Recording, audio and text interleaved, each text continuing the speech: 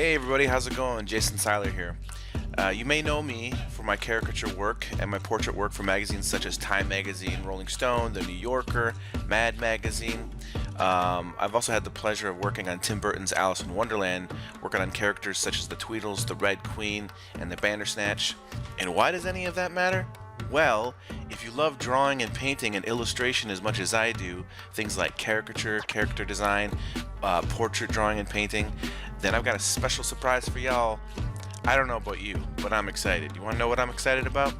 I'm excited that I'm going to be going to Israel, for 3 days of workshops this May, the 21st through the 23rd, where I'm going to be teaching my personal techniques about portrait painting and drawing, caricatures, and character design. For me, the most important thing about character design is the foundation of caricature and how you can take that to the next level.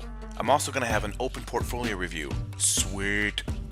Oh yeah, make sure you head on over to www.wonderarthouse.com. What are you waiting for? Reserve your spot today. See you soon, Tel Aviv. I'm coming to hang with you.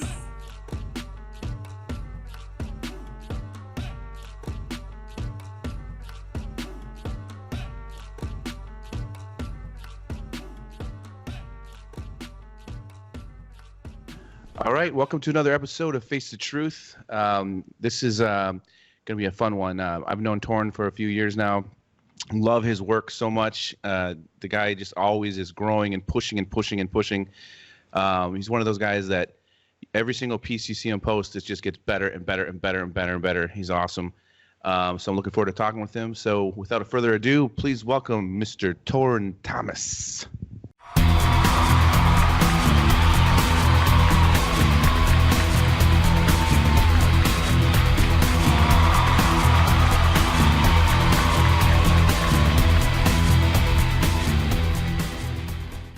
Hello, everyone. Not Torren Thompson. Yeah, not female artist Torren Thompson. Yeah. But I'm keeping that one in the stash just in case. Yeah, that was so funny. Dude, you know what's funny about that is I saw it. It auto-corrected for some reason and called you Thompson.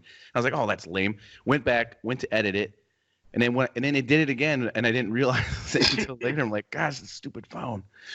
I was laying in bed when I saw it. Like, I got up and I grabbed my phone just instinctually every morning, and so I'm laying there and I see it, and it's like like, if you have any questions for her, yeah, and it's artist Torren Thompson, and I just started laughing.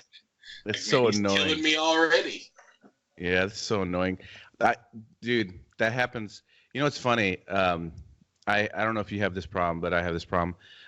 If I'm texting someone and I say, this fucking thing or whatever, my phone always says ducking every time. And there's so many times I don't catch it, or just stupid things like that. And I'm like, man, maybe I'm saying the F word too much. My phone's trying to help me out. It's just the phone. Mine has this random thing where it texts the letters BBN. Just those three letters. They don't mean shit. And I don't know why it does those three letters, but they'll just randomly be thrown into phrases and sentences that I say. I don't know what that's about. BPN. Yeah, it's just BBN. So it'll be like, I'll just be saying something normal, like, I'll meet you over here, but I'll meet you BBN over there. It's weird. That's funny. It's cell phones. That's awesome, man. So is this your studio? Is it like red light going on there? Looks cool. Yeah, I got the Philips Hue lights going on, so like I keep it kind of somewhat dark in here so I can focus better on like my Cintiq and my screens and everything. But I mean, I can change it to whatever. Oh, that's cool. That's awesome, man. I also noticed that as soon as I saw your chair, I wanted to ask you about it because my chair sucks so bad. Yeah.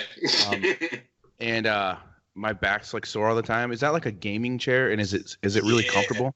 Oh my God.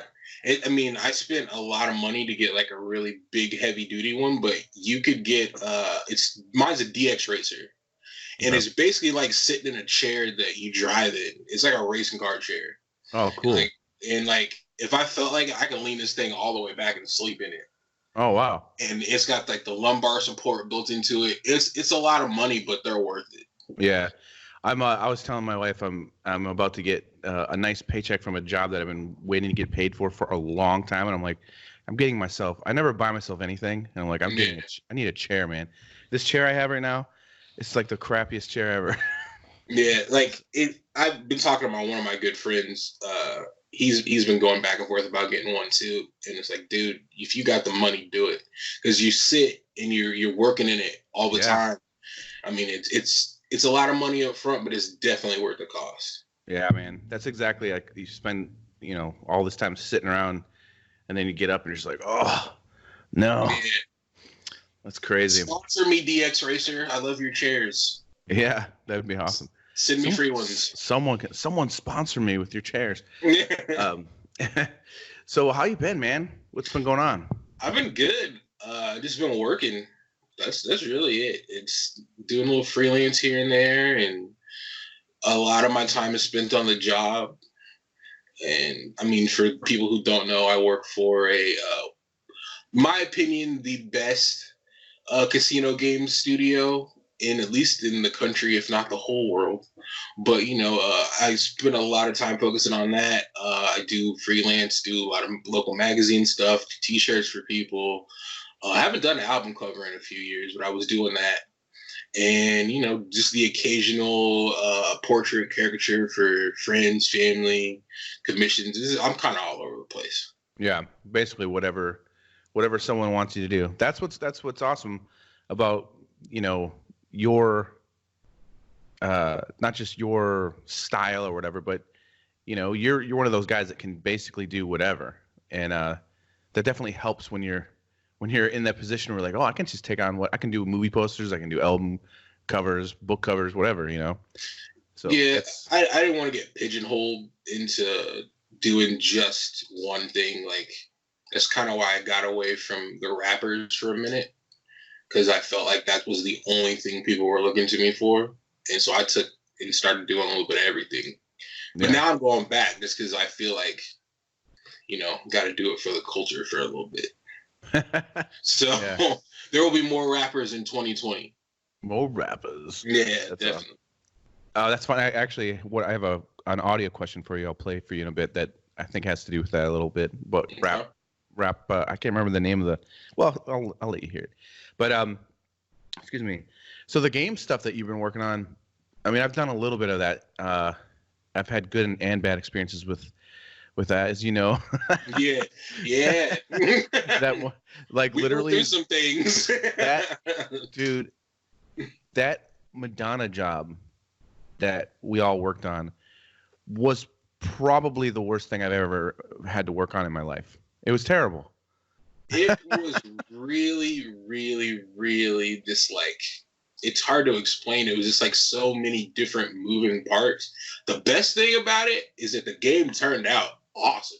Oh, that's and good. And people love it. Like, yeah, we get internal reports on how well things are performing, and it's killing it. So that's like, that made it worth it for me. But the headaches that went into it, like trying to make her look right.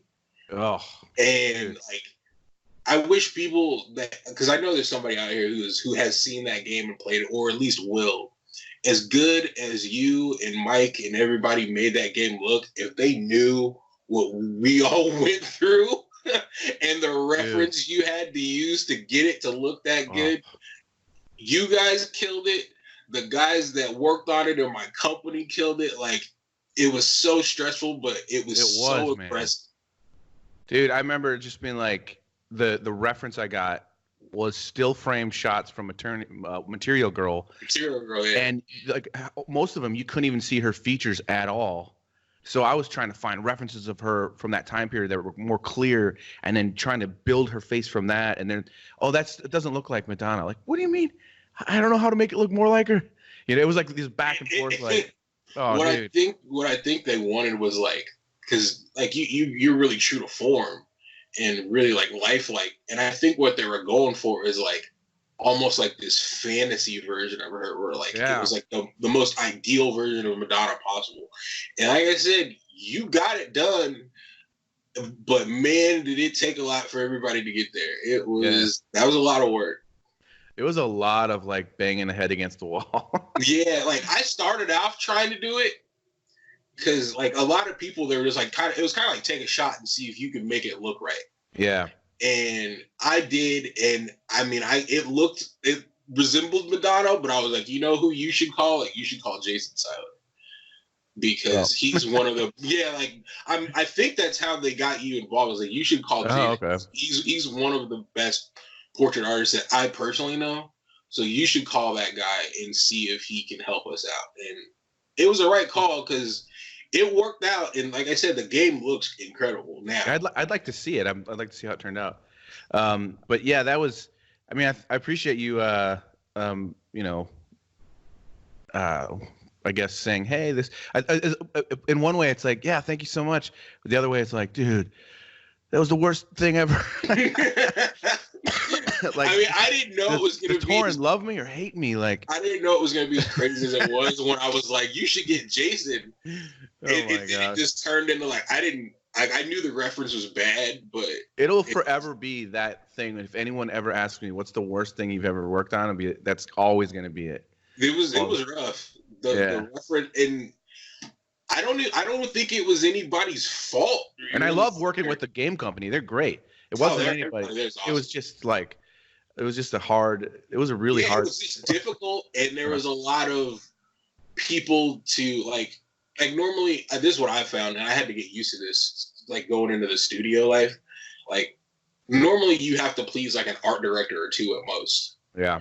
And with this type of stuff, it's like you have to please like the art directors at my job, the higher ups for the company that owns my company. You have to please the Madonna license holders, and and then you have to make sure like the general public's gonna like it. So it's like a lot more boxes we got to check off, and why there was so much going back and forth and like change this hair and make this more sparkly. Like it seems crazy when you're in the middle of it, but when you come through the tunnel, it's like, all right, I'll give it to you. You guys know what you're doing.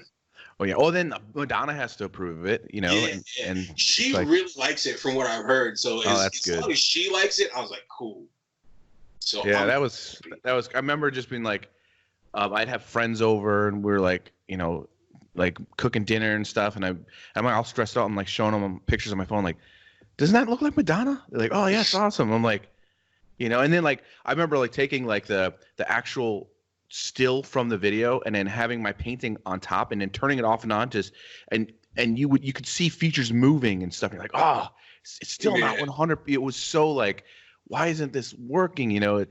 But yeah, I'm glad it turned out well, though. It did. I'll see if I can get like video of it and send it to you or something, because it'd be cool. Apparently, it did really well. In there's this conference in Vegas every year, G2E, and I think it was either last year or this year, but whichever year that it was featured there, like it was a big hit from what I heard.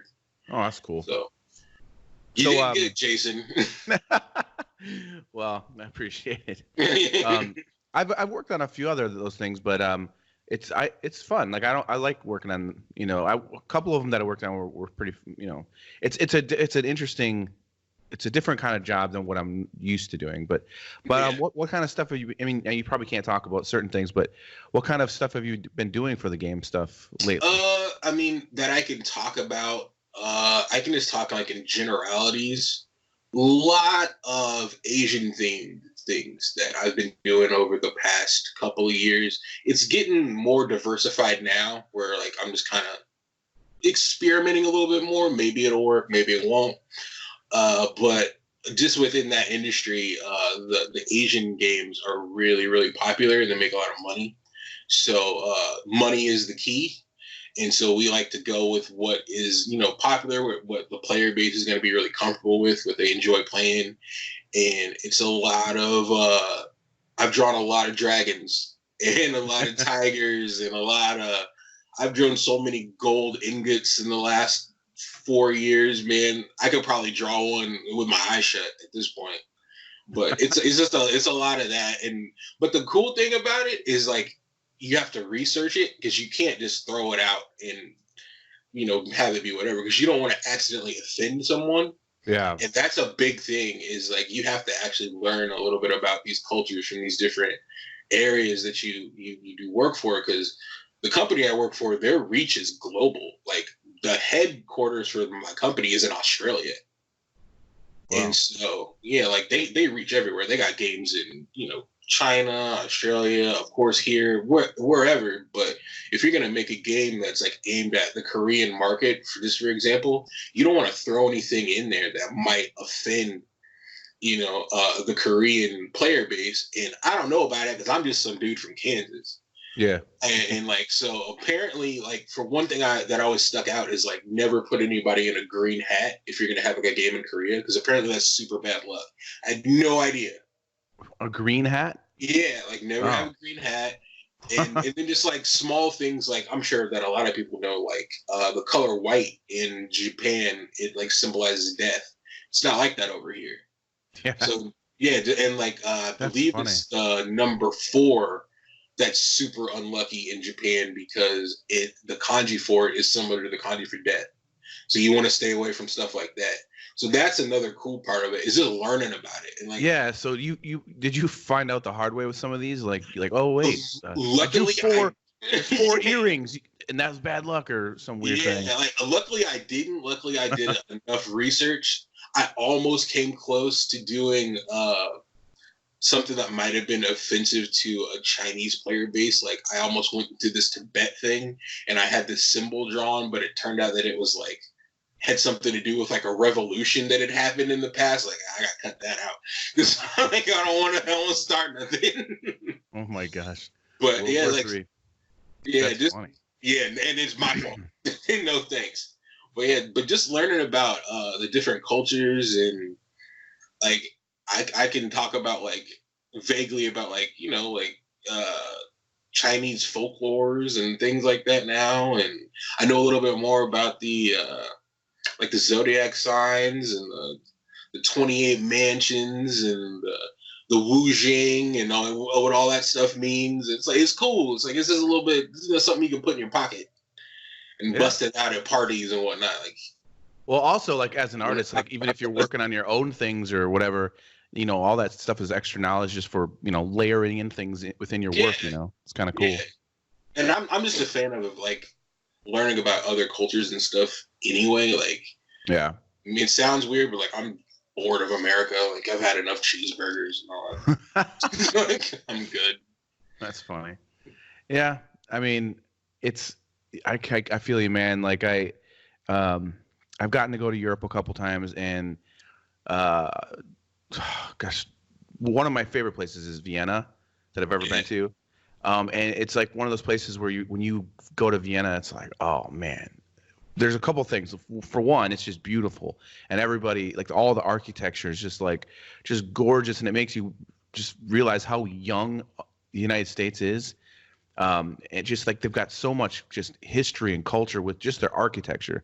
Yeah. And then the the food is amazing. They've got like at least 6 amazing art museums in Vienna that are just awesome.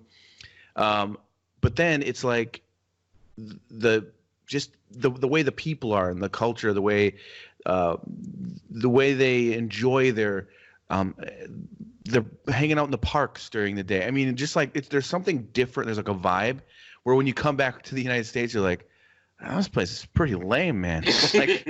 like it's just, yeah, you just realize that these people, like, I always think it's funny, like, people that are a little bit too crazy about politics, and they're like going on about what it's like in other countries when they've never been there before, like, you know what I mean? Like, I'm like, I had that conversation Saturday night. It's just funny. It's like, people are like saying like, we don't want this and this to happen in the United States, because then we're going to be like what's going on over there in Sweden or France. And I'm like, man, I've been there, and they are very happy happy people. And things seem pretty damn good there. Yeah, that literally came up. I went out to dinner with some friends on Saturday, and that literally came up. Like, one of my best friends is like, I want to have everything a little bit more like the Nordic countries, because they seem to be, living pretty well, and there's not a lot of crime, and there's not all these like rampant mental health issues, and schools aren't getting shot up, and Yeah.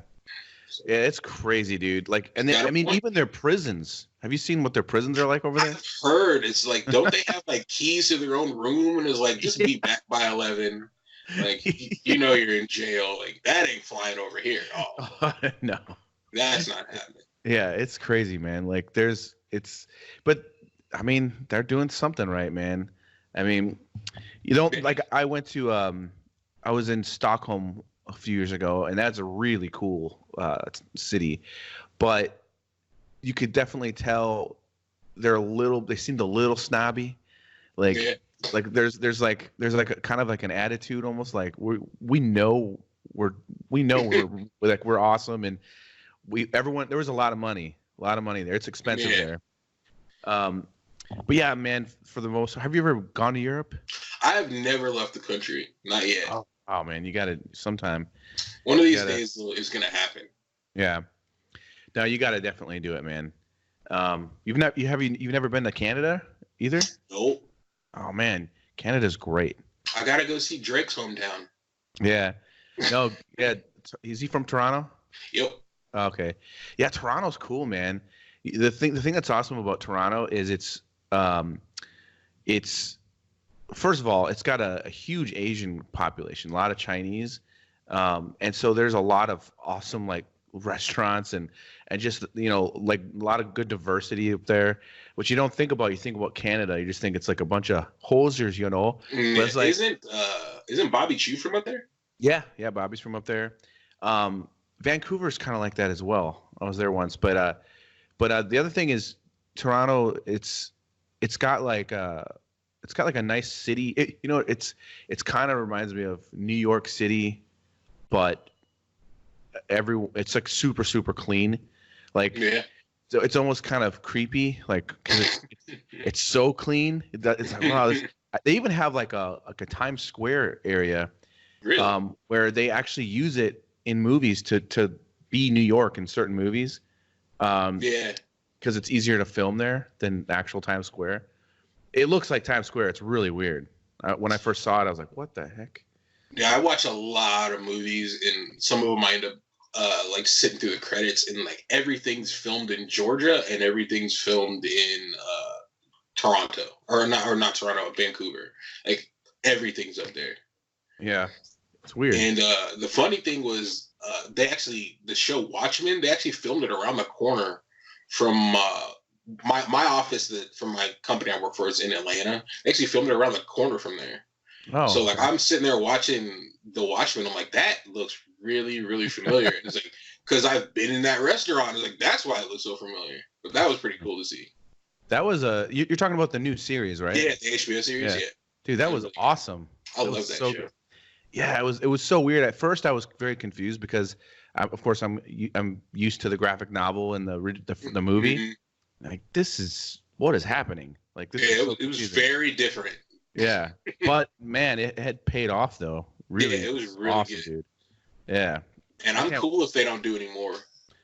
Yeah, I mean, it's one of those things where they don't really need to. They did it in such a great way, but they're probably going to. I mean, I keep hearing conflicting things. What's his name? Damon Lindorf. He said he's not gonna shut the door all the way on it, but I mean, I think if they throw enough money at him, they'll do it. Yeah. No, it was good, man. It was one of those things that I kept hearing people talk about it, but I just didn't get around to it. And when I started watching it, I watched the first episode, and I was just like, what's going on here? This is like why are they wearing masks and all the police? You know, it was like this. It was just kind of confusing. This is nothing like Watchmen. Like what I'm, you know. But then it just sucks you in. You know, it's like it got me because it opened up with like the destruction of Black Wall Street, and I was like, okay, where are we going? Like, this has nothing to do with Dr. Manhattan or the Owl or Rorschach or whatever. So what is this? I have to keep watching it. And then they kind of it did all that stuff first, and then it brought in the like the comic book part of it. So it kind of hooked me with that. And then, yeah, it was definitely not at all what I expected, but in the best way possible. It was refreshing. Do you ever do you watch that series? What is it called? Good Boys or something? or The Boys, maybe. Oh yeah. I watched The Boys in like 2 days. Yeah, that's Yeah. what that was The great. Boys too, is man. really good. I think there's I'm a looking second forward to one season coming out with that. Definitely. Sometime I think before the end of the year. Yeah. My buddy Adam texted me and was like, Torren, watch The Boys. And I was like, all right, I'll get to it. He's like, no, I'll watch it. And so I watched the whole thing in 2 days. I mean that's another one of those things where like just that I think it's the first episode when the Flash guy I can't remember what his name is. A-Train. Yeah, when he just goes through that girl and the guy's just holding her hands.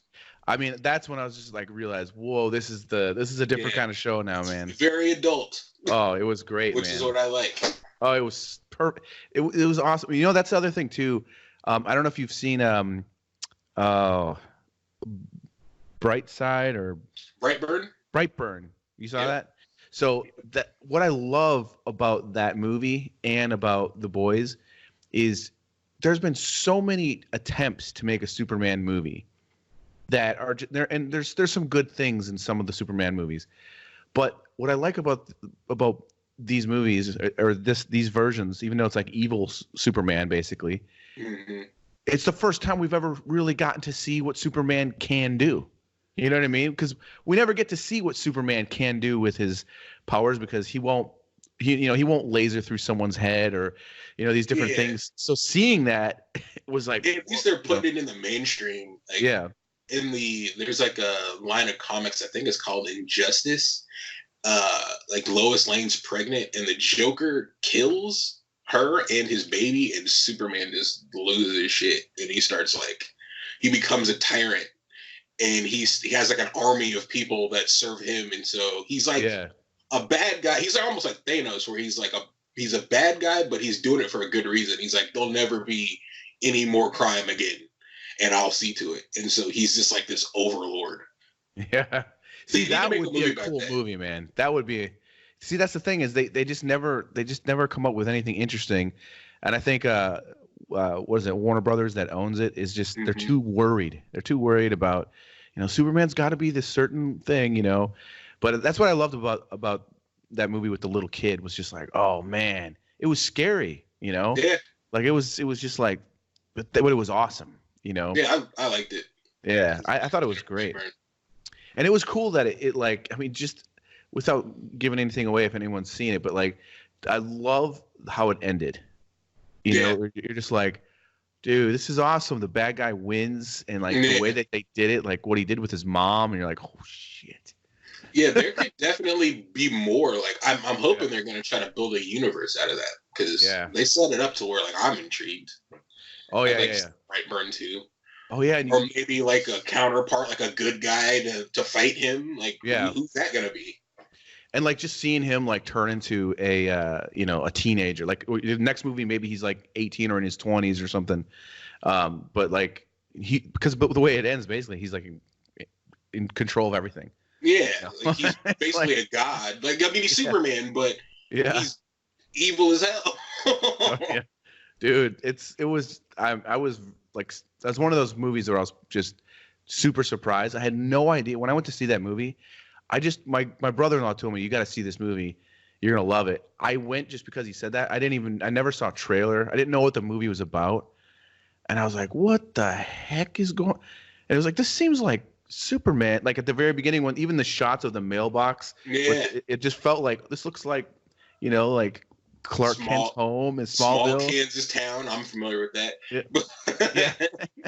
But it just seemed like right away I'm like, this is seeming like very much like a Superman movie, and I was very confused.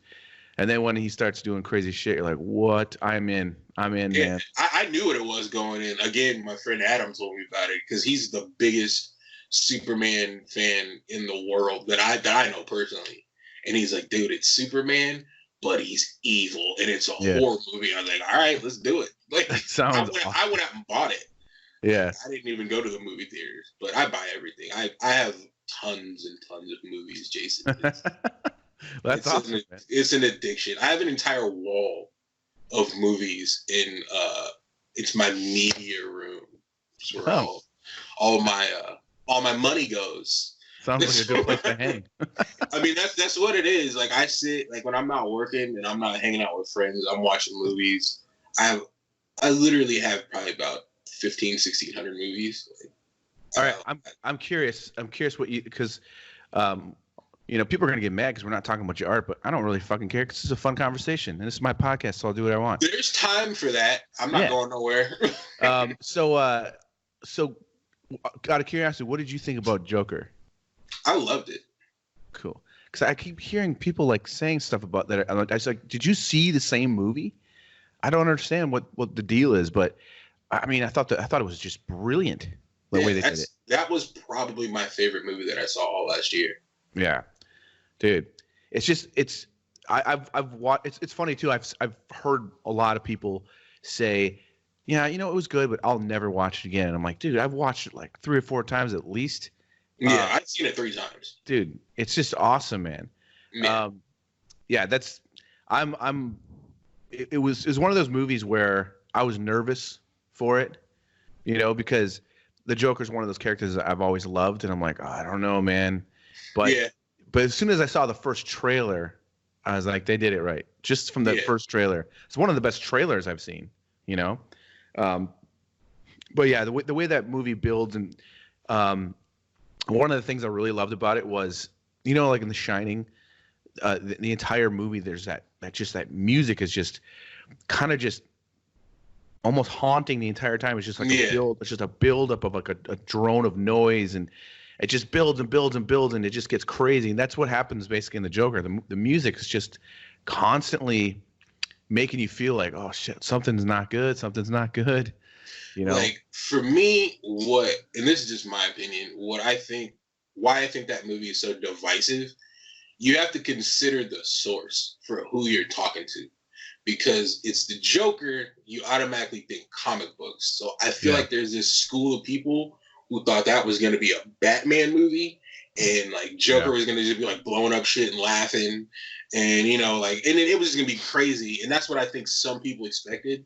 And those are the people who don't dig it. But if you just like old school slow burn film, that's one of the best movies I've seen in years.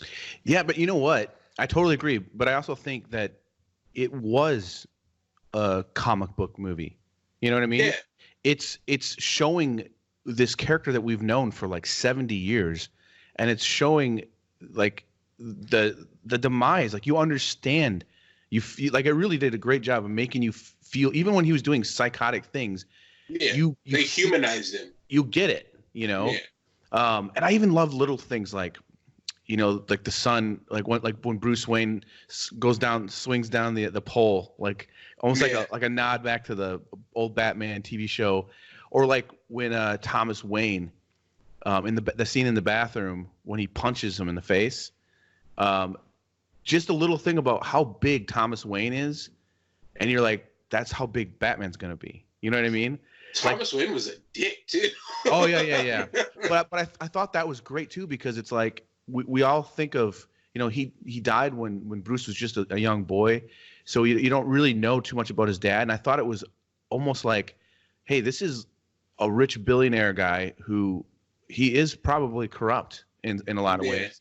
But his son never knew that. His son grew up without him. Maybe he never would have been Batman if his dad didn't die, But I love that scene, just showing how big and brooding his dad was, because you see him next to the Joker and you're like, dude, just imagine that's Batman. That's the size difference. Like little things like that I was excited about while I was watching it. And like, are you familiar with Flashpoint at all? A little bit about where Bruce dies. Yeah. And Thomas becomes Batman and Martha becomes the Joker. Oh, I didn't know that. Yeah, I'd like to see a live action movie of that someday. Just like non-canon stuff, just to see what they do with it. I heard, before everything ended with Ben Affleck and the whole Justice League and everything, I heard the rumors that they were going to do something like that with the Flash movie, and that the guy that plays Thomas Wayne in Batman vs Superman, the same guy from Walking Dead. Mm-hmm. Supposedly he was going to be Batman. He was going to be Thomas Wayne Batman in the Really? Yeah, they even had some like costume mock-ups of it, and it looked pretty awesome. That would have been interesting. Yeah, and he looked good. He looked because like, he's kind of got like a little bit of like a steampunk thing going on, like that version of Batman. Like I think he's got like the red goggles, if I'm remembering right. Yeah, he had like a red bat symbol thing on his gray suit or something. Yeah, it's been a minute since I've seen it, so I might be remembering it wrong. But yeah, that would have been pretty awesome. But yeah, man, I love that movie. I thought it was great. The one thing too is like the ending. There's a lot of the controversy about the ending. Like, was he ever really the Joker? Did he really do those things? Like I want to just say, yeah, he is. He is the Joker, and he's gonna. But like the way they end it, though, it also makes it seem questionable. Like, was he just in this insane asylum the whole time? You know, it was a little bit weird. You know, I think they did that on purpose. Like, there's an argument you can make for the whole movie played out in his mind. Yeah. And because there's like a brief frame, it's maybe like 2-3 seconds long, and early in the movie where he's talking about how he was locked up before, and it shows him in the asylum. Is like, for all we know, that could have just been like the one brief frame of reality where he broke from this fantasy in his head. Yeah, and he's been in there the whole time, and none of that stuff happened. Yeah, you never know. Yeah, that's what was cool about the movie, though, is it just, you know, and then there's like people talking like, well, maybe he's not really the Joker, and because of what he started, he inspired the Joker's going to come from that, and it's like, I don't know, man. People got that from Gotham, the Gotham TV show, because that's what happened with their version of the Joker. They did, and the kid did a good job, but he was their Joker. He did good. He did better than Jared Leto. Put it that way. Oh God. But he was their version of the Joker. But then they didn't want to like say he was the Joker. Sort of like, well, he infected so many people. Like the episode when he was first in it, it ended off with all these people all over Gotham, like just hysterically laughing while he was on TV. And there's like these little bitty kids that were laughing. And because there's always this thing about the age gap between Joker and Batman. I don't know what it's actually supposed to be. I don't know either. I mean, I don't think they really cared too much about it in the original years of the comics. But you know what's funny about that Gotham show is that I watched like the first and second season, and then I started getting so bored of it because I'm like, you know what?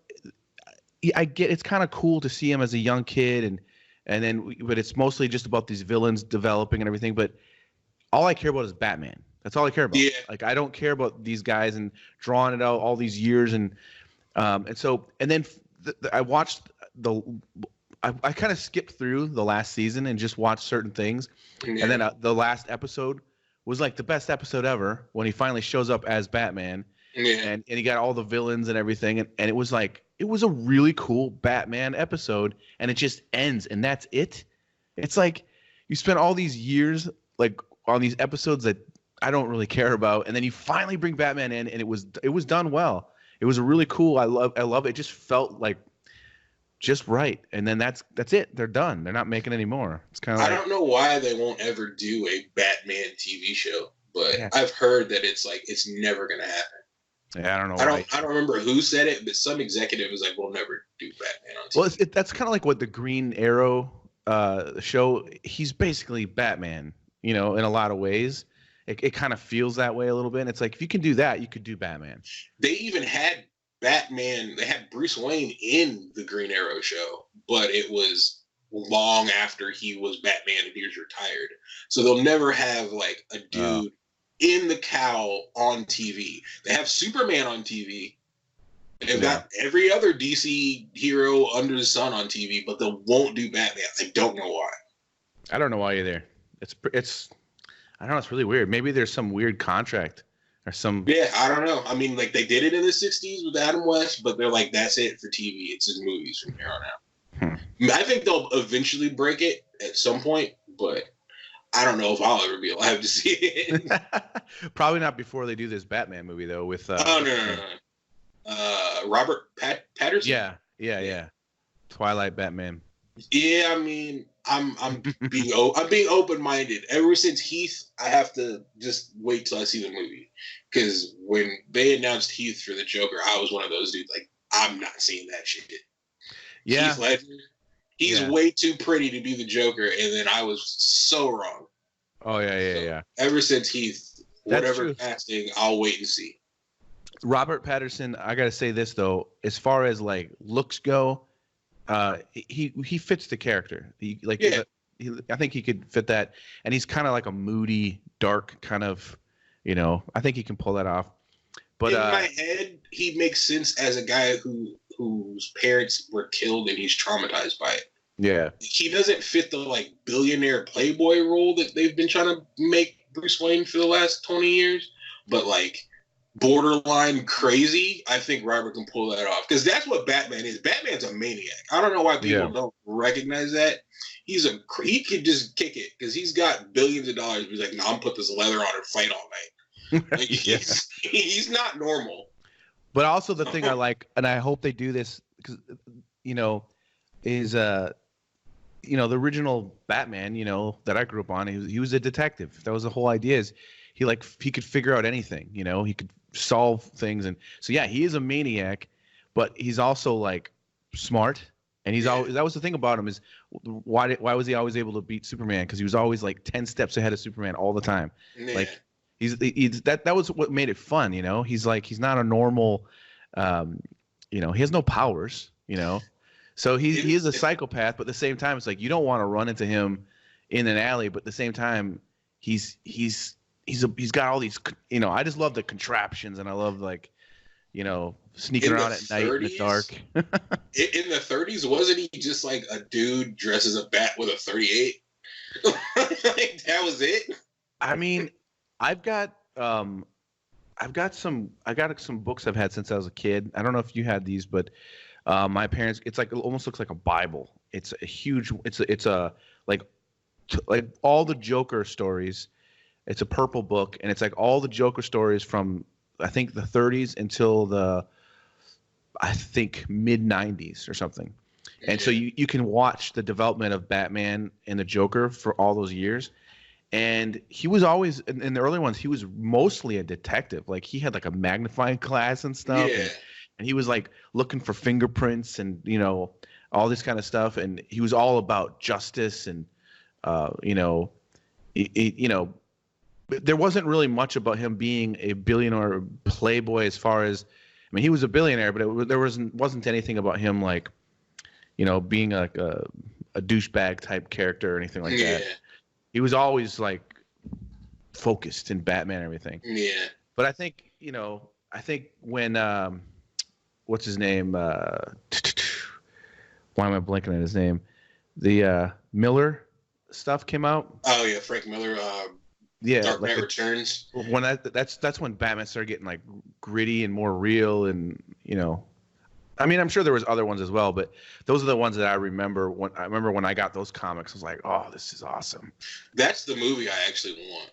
Yeah, like I want a live action Dark Knight Returns. Yeah, I want to see the mutants and like have them be real. Oh yeah, and I want like super cut old Batman. I don't know who could play that role, but I'd like to see it. Yeah, and that's the thing too. Like, what did you think about Ben Affleck's Batman? I liked him as Batman. Yeah, I thought he did a really good job. I thought he was a really good Bruce Wayne too.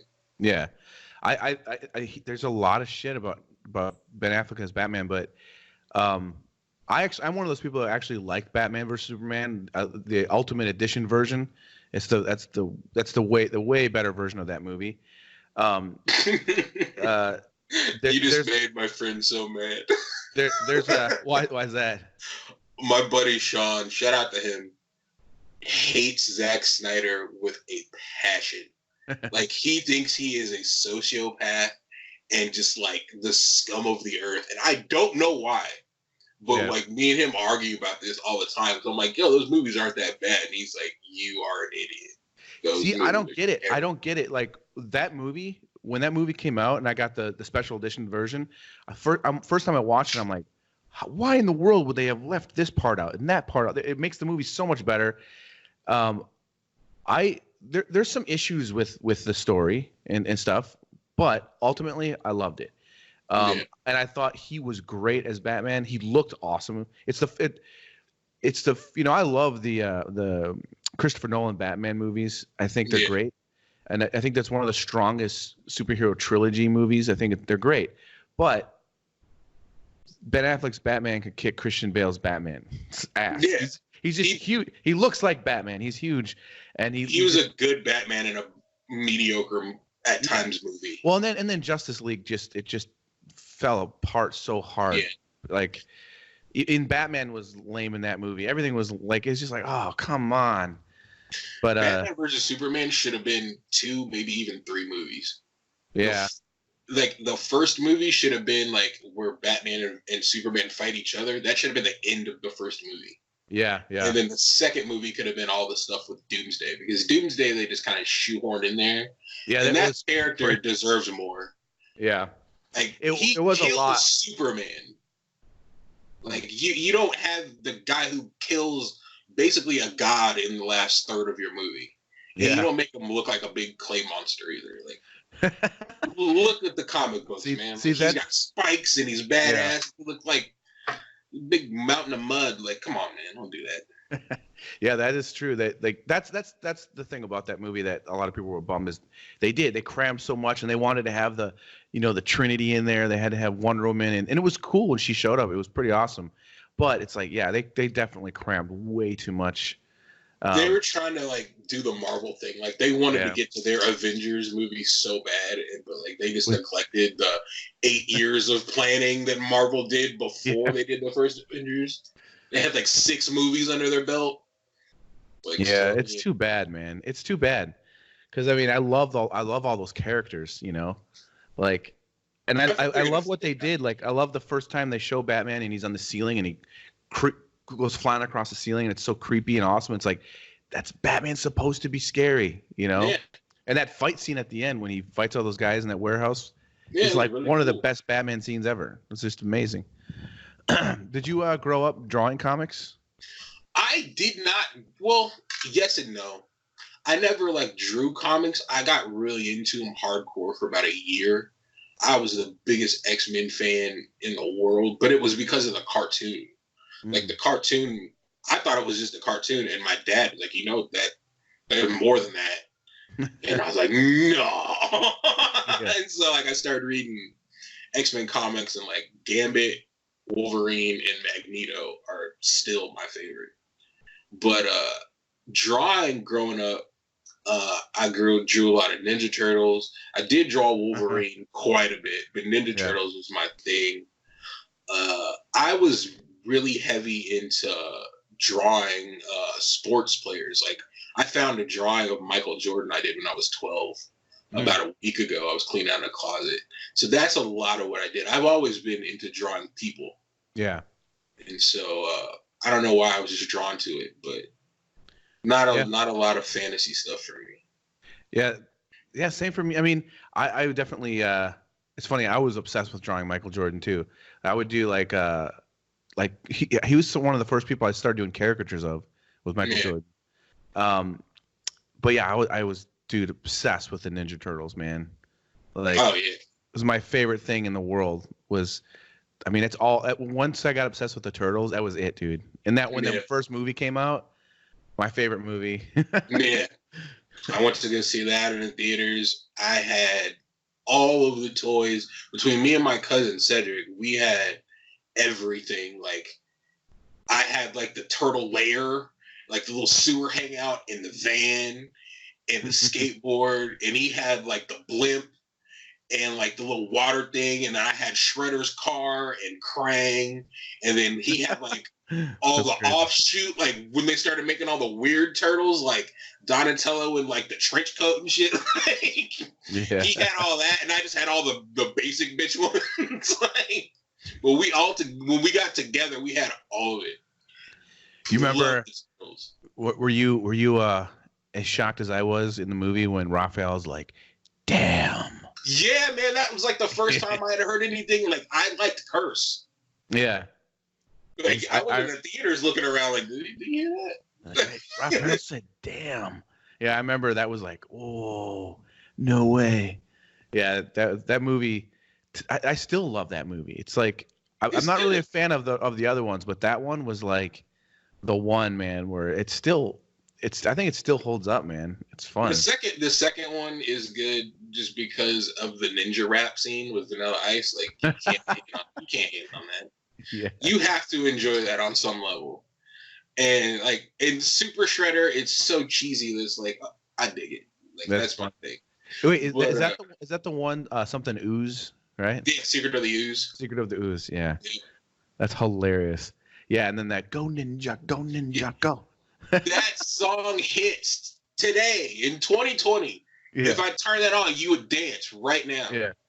That's like forget Ice Ice Baby. That's Vanilla Ice's hit. Yeah. Go Ninja Go right there. He should redo that and just like perform it while he builds houses or whatever he does now. Yeah, I wonder what that dude's up to. That's funny. I think he's a carpenter or like construction worker for real. Like he was flipping houses on TV like 10 years ago or so. Something like that. That's funny. And he's all mad tatted out now and everything. That makes sense. Yeah. So when did you start getting into caricature stuff? Okay. All right. I'll explain this story. Because it's actually, ironically, because of you. Oh. That's weird. So what happened, I'll try to make it as short as I can. I've drawn portraits forever. I was in college, hating my life, and I was drawing portraits because I had to have a portfolio as part of my like senior year class. So I was like, I'm gonna make this easy because I'm burnt out. I'm just gonna do a bunch of portraits. My buddy Sam had put me on to drawing digitally. I thought he was a fucking hack at the time because artists only use colored pencils and paint. But anyway, yeah. What happened is like I had gotten so bored of portraits and all this other stuff that I found like the warp tool in Photoshop, and like the first one I did was Wesley Snipes' Blade. I was like, I want to draw it like I draw a portrait, but I want it to look weird because I like this artist named Justin Bua. And so I start trying to do portraits. Basically, I was doing caricatures, not knowing how to caricature. And so I was taking pictures of people and then just like distorting the face and making them all weird, and then drawing them the way you draw portraits, where basically, like you say, you're just measuring and, you know, drawing what you see. And then I start Googling.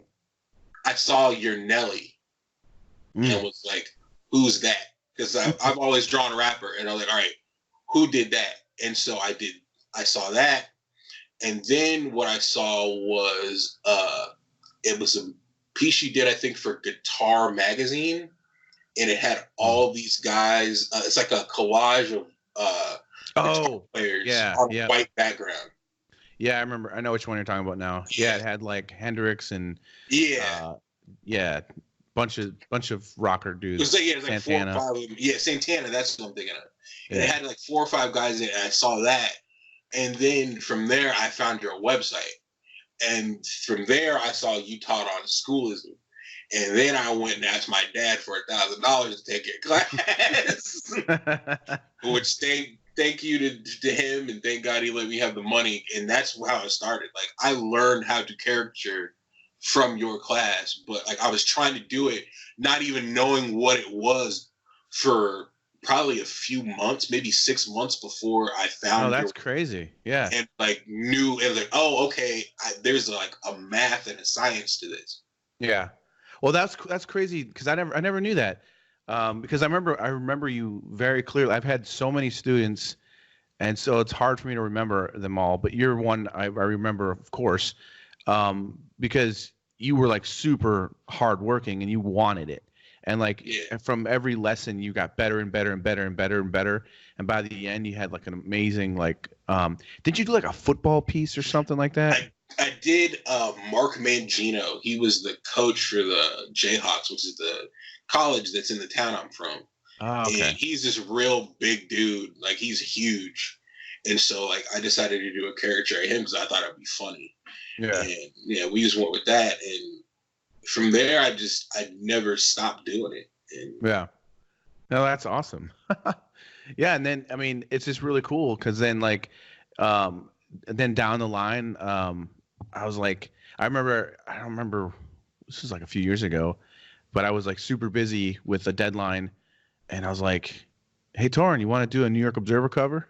Yeah. And it was funny because I didn't really have even the time to talk to you about it, but I talked with the art director and I said, you know what, I would love to do this cover, but I'm doing some other deadline right now, and I was like, I know that they're gonna go find someone else. Like there's other artists that they would use that I was like, there's a couple that were really good, Yeah. but they had mentioned some other artists. I can't think of their name right now, but it was like not that good. It's not that good. And I was like, you know what? I've got a buddy that he's really good.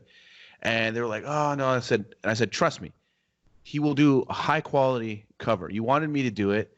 And I said he was a past student of mine, and he's really, really good. He will definitely deliver, and he's looking to try to get published and stuff. And they were like, "Oh, I don't know about this." Like they were kind of nervous about it and everything. I'm like, "Trust me, like he'll be fine. He'll be fine." Oh shoot, hold on one second.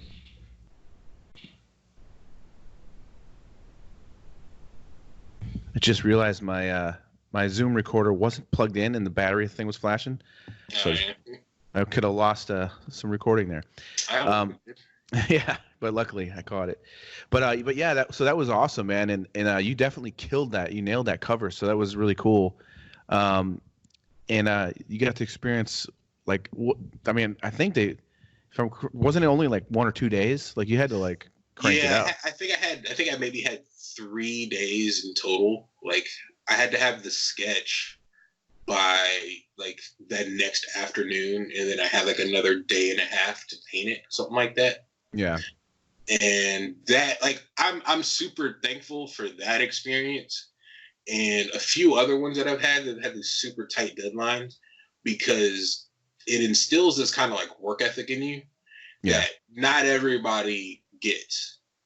Like I'll stay up till 3-4 o'clock in the morning painting and don't think anything about it. Yeah. It's something you have to do. And a lot of other people, sometimes they look at it like you shouldn't do that, or why are you doing that? And it's like, it is what it is, man. Like if you do this, you gotta want it. So like that is any young fledgling artists or anybody like on the fence that is seeing this, that's one of the best things that you could do is like decide if you really, really want this, because it's not easy and it's not glamorous, and like all the attention that you think you get, that's the smallest part of what you do. Like, because I know that's what happens, because like you see all the people clicking like on Facebook and Instagram, and like you've been on TV, I've been on TV once, and just stuff like that, and like they see your name in lights kind of, like you've done Time magazine like 3 times.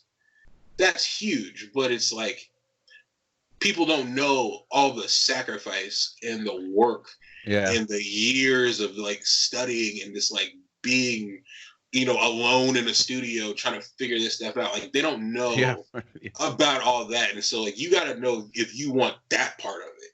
Yeah. And by the way, going along with what you're saying, is I've actually done 10 or more paintings for Time magazine, but only 3 of them actually, no, maybe 4 of them actually got published. Yeah. So, people don't understand that aspect of it, is like, you work like crazy hours and sometimes, even for big companies like that, and then it doesn't get used, and it's like, oh. Yeah. Like one of my favorite illustrations that I've ever done, I still can't share it, and it's really frustrating, was a Time cover with Donald Trump, and it's a realistic cover. Yeah. But it's one of my favorite illustrations, and it's like one of those things where I was so excited. I'm like, oh, I want to enter this in Society of Illustrators because I think this will be a great one for But of course, no, it doesn't. Like the news cycle changed, and then I'm like, oh, and they're like, oh, please don't share this because we're gonna use it one day. But someday. it's been like 2 years, I think, or maybe more, and and it's by the time I can share it, it'll be old news, and no one will care, Yeah.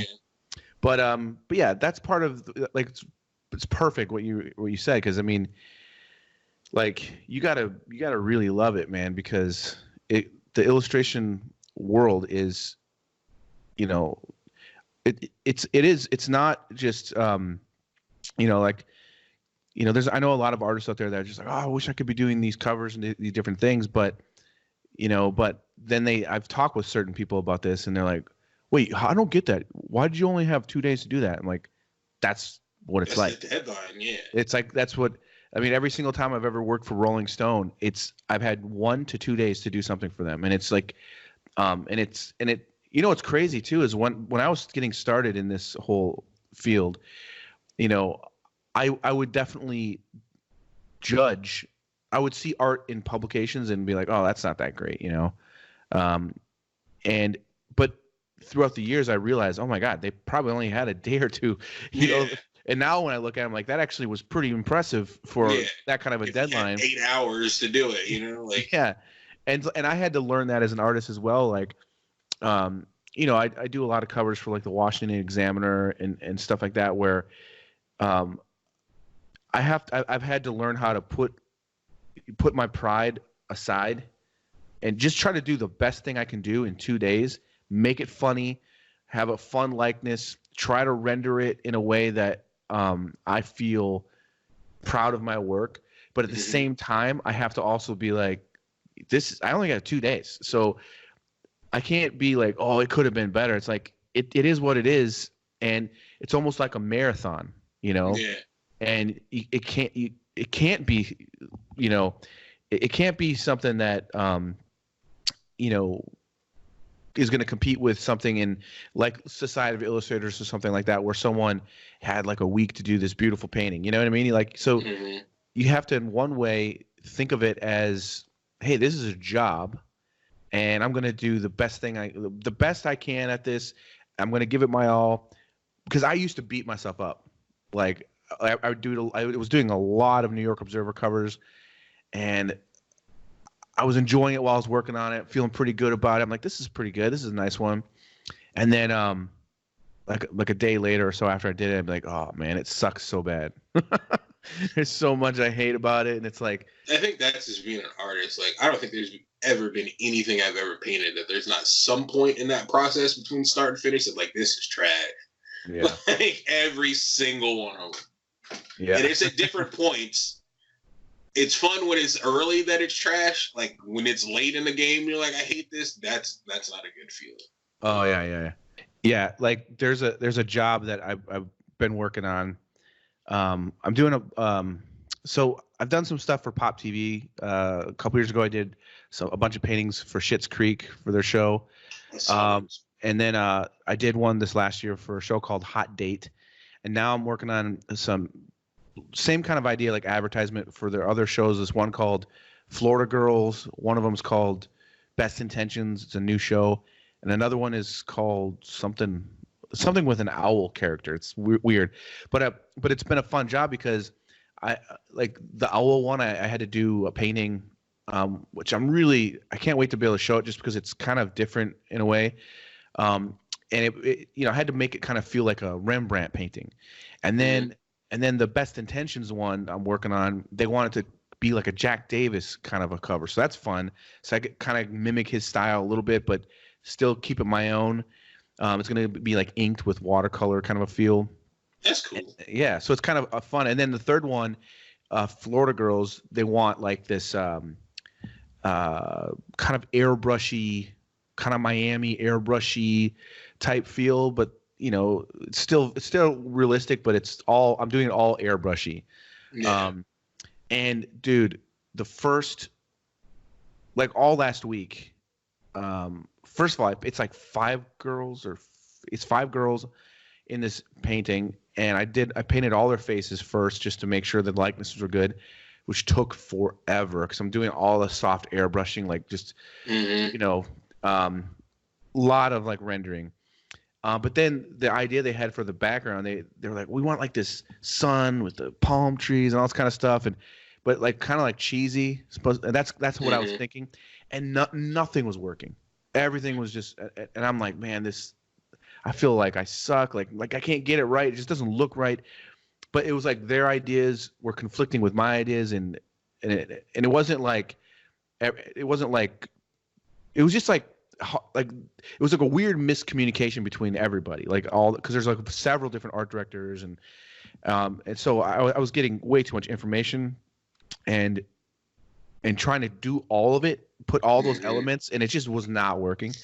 And then finally I got on the phone with the guy and he just told me, he's like, hey, this is what I'm looking for, this is what we're thinking, and we just want you to do you. And he made it so much more simple. And I came down here in my studio and just within 2 hours I redid the entire thing.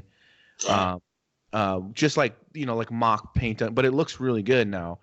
And it's finally like, it's just amazing how when it finally clicks, how much just better everything is about it. Like, it just, like now I'm like, when I open it to work on it, I'm like excited, whereas before I was like, oh, this sucks so bad. Like, it happens. It's all, I'm trying to crack the ink watercolor thing, like digitally, because I'm doing a cover, or I don't even know if it's going to be a cover. It might be a 2-page spread. I don't remember. But it's for a magazine around here, and I had to draw all of these like Dungeons and Dragons characters, but they wanted them to be doing like adventurer stuff, but like also like have to do with the city and like mundane stuff. So I have to, I drew like this big ass orc, but he has this big giant mug of beer because he's just hanging out. And there's like this sorceress, and she's got all these mystical powers, and she can make stuff float. But what she's making float is an ice cream cone. And so like I'm having to do all that, but I'm trying to do it with the ink and the watercolor, and I've never done it before, so I'm just like winging it. Yeah. So I don't know how it's gonna turn out. Like so far, it's all good. And luckily, these guys are really good with the deadline, so I still got about a week to work on it. But that's what I'm doing in my spare time when I'm not doing stuff for work. I found some I can't remember what the name of the brush is. I have to find it again. But Kyle Webster brushes that come with Photoshop. There's one that for like it's like an ink brush that I think I'm going to be using for this project. And then it's basically just using kind of like gouache and watercolory type brushes just to kind of mimic a little bit of that feeling. But it's more about the line art, and then if you look at Jack Davis's watercolor work, it wasn't super detailed. Like a person's face might just be a few shades, and that's pretty much it. It's mostly about the ink work and the composition and the way that So, but it's fun to be able to do different styles like that.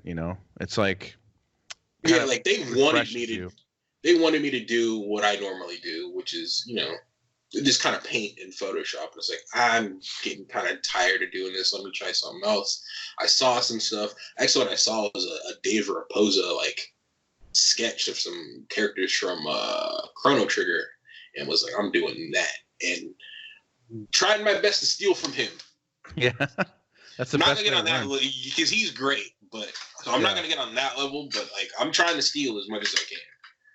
Dude, I just found someone. I'm gonna try to ask him to be on the podcast. Let me make sure I get his name right when I say this. But I just discovered this guy this last week, and his work is freaking amazing. His name is Nikolai Lockertson. And he's on Instagram, but basically he does he's like a concept artist, and I think he's like Swedish or Norwegian or something. I can't remember exactly, but he does everything he does is in Procreate, and he does these amazing like perspective like sceneries with buildings and landscapes and characters, and by the end of it, it looks like a paused scene from an amazing digital animated movie. Like That's it's just so good. And I started watching some of his step-by-steps and just watching him paint and draw. And it's like, man, this dude's awesome.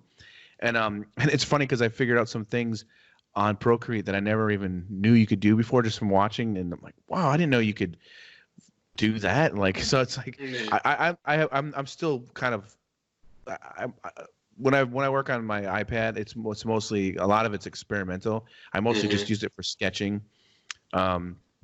but I love it. I don't know if you've sketched on it before. But that is actually the purchase I'm going to be making at some point this year. I'm going to get an iPad Pro and a pencil. Yeah, my favorite thing right now is Photoshop came out with a program, and Kyle Webster worked on it. It's called Fresco. Yeah, and dude, I'm actually I started doing a doodle on Procreate. I never feel happy about the pencil sketching tools. They don't feel as natural. They feel harsh. I feel like I can't render as well as I would like to. But the Adobe Fresco, the pencil, that's all I sketch with now. When I try to when I'm doing a sketch for a job, I'll sketch it on that because it's way better than drawing on anything else as far as like just how natural it just feels. I don't know what they did, but it's amazing, dude. You're gonna love it. Yeah. And it just even the way that they designed it, so like if I'm sketching in pencil, it looks and feels like pencil, and then you turn it the pencil sideways a little bit, it just gets thicker like a real pencil would, and you can do really? Yeah, you put some broad shading, and it's just like, oh dude, this is fun, man. It's a lot of fun. Fresco is what made me decide to do it. Yeah.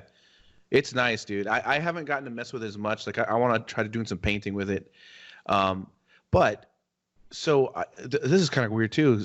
I'm going to do a little video to promote this or just talk about what I think about it. But Wacom came out with a new product, and it was funny. I talked with my contact with Wacom, and I was like, what is this thing I saw? And he goes, it's something new we're doing that's affordable for people. It's only like $400. I'll send one to you. Like, you can do a review and stuff. I'm like, okay. So I'm getting it tomorrow, but it looks like an iPad, and it comes with a pen, and so, but it's only $400, and it looks just like an iPad from what I saw in the picture, and it's a Cintiq, and so we'll see how it goes. I'll do like an honest review about it and everything, but it looks cool, and I do all my professional work on my Cintiq. I use the iPad for sketches because it's nice to be able to go upstairs and hang out with my family and do doodles for stuff. Yeah. But I'm still not comfortable doing a final thing on the iPad yet. Yeah. I need to hook up with Wacom somehow because I've used nothing but a Cintiq. I've have like 4 of the regular ones. Like I had the Inturus 3 and I have 2 Bamboos. I had a 21 UX. I got the Companion, and then I just bought the 32. How do you like that? Oh, I love it. That's awesome. So I've got the 27-inch, which is basically that's what I'm looking at right now. But the 32, that's the newer model, right? Like they have like that, and is it this? It's the same thing as the 24-inch, I think. They're like the same. All they have is the 24 and the 32. Like I wanted the 27, but they don't make them anymore. And so I wonder why. Huh. I don't know. I was real nervous. Like I even hit you up about it. Like, do you know anything about the 32? Because it's so big. Yeah. And like I had heard some people had problems with like some pixel issues and stuff. And it's a lot of money. And I was just like, I was a little nervous, but then I just kind of pulled the trigger, and I'm glad I did because it's dope. I love it. That's awesome. Like, it doesn't change how you draw. Like I don't even use the touch function because like I accidentally move stuff around, so I turn it off. I always turn it off. Drives me nuts. I turn it off most of the time. But it's so big that I can have like every piece of reference that I need for a painting on the screen, and all the layers and brushes and all that other stuff, and like a nice big chunk of my painting open all at the same time. Yep, that's what I love about it too. Yeah, it's awesome. It takes up the entire left side of my L-shaped desk. Like all of that is gone. But like this the 27-inch one. I'm not sure exactly what the base is for the 32-inch, but this thing is huge, man. It's massive. I actually just had Kevin Nealon was just at my house the other day. I saw that.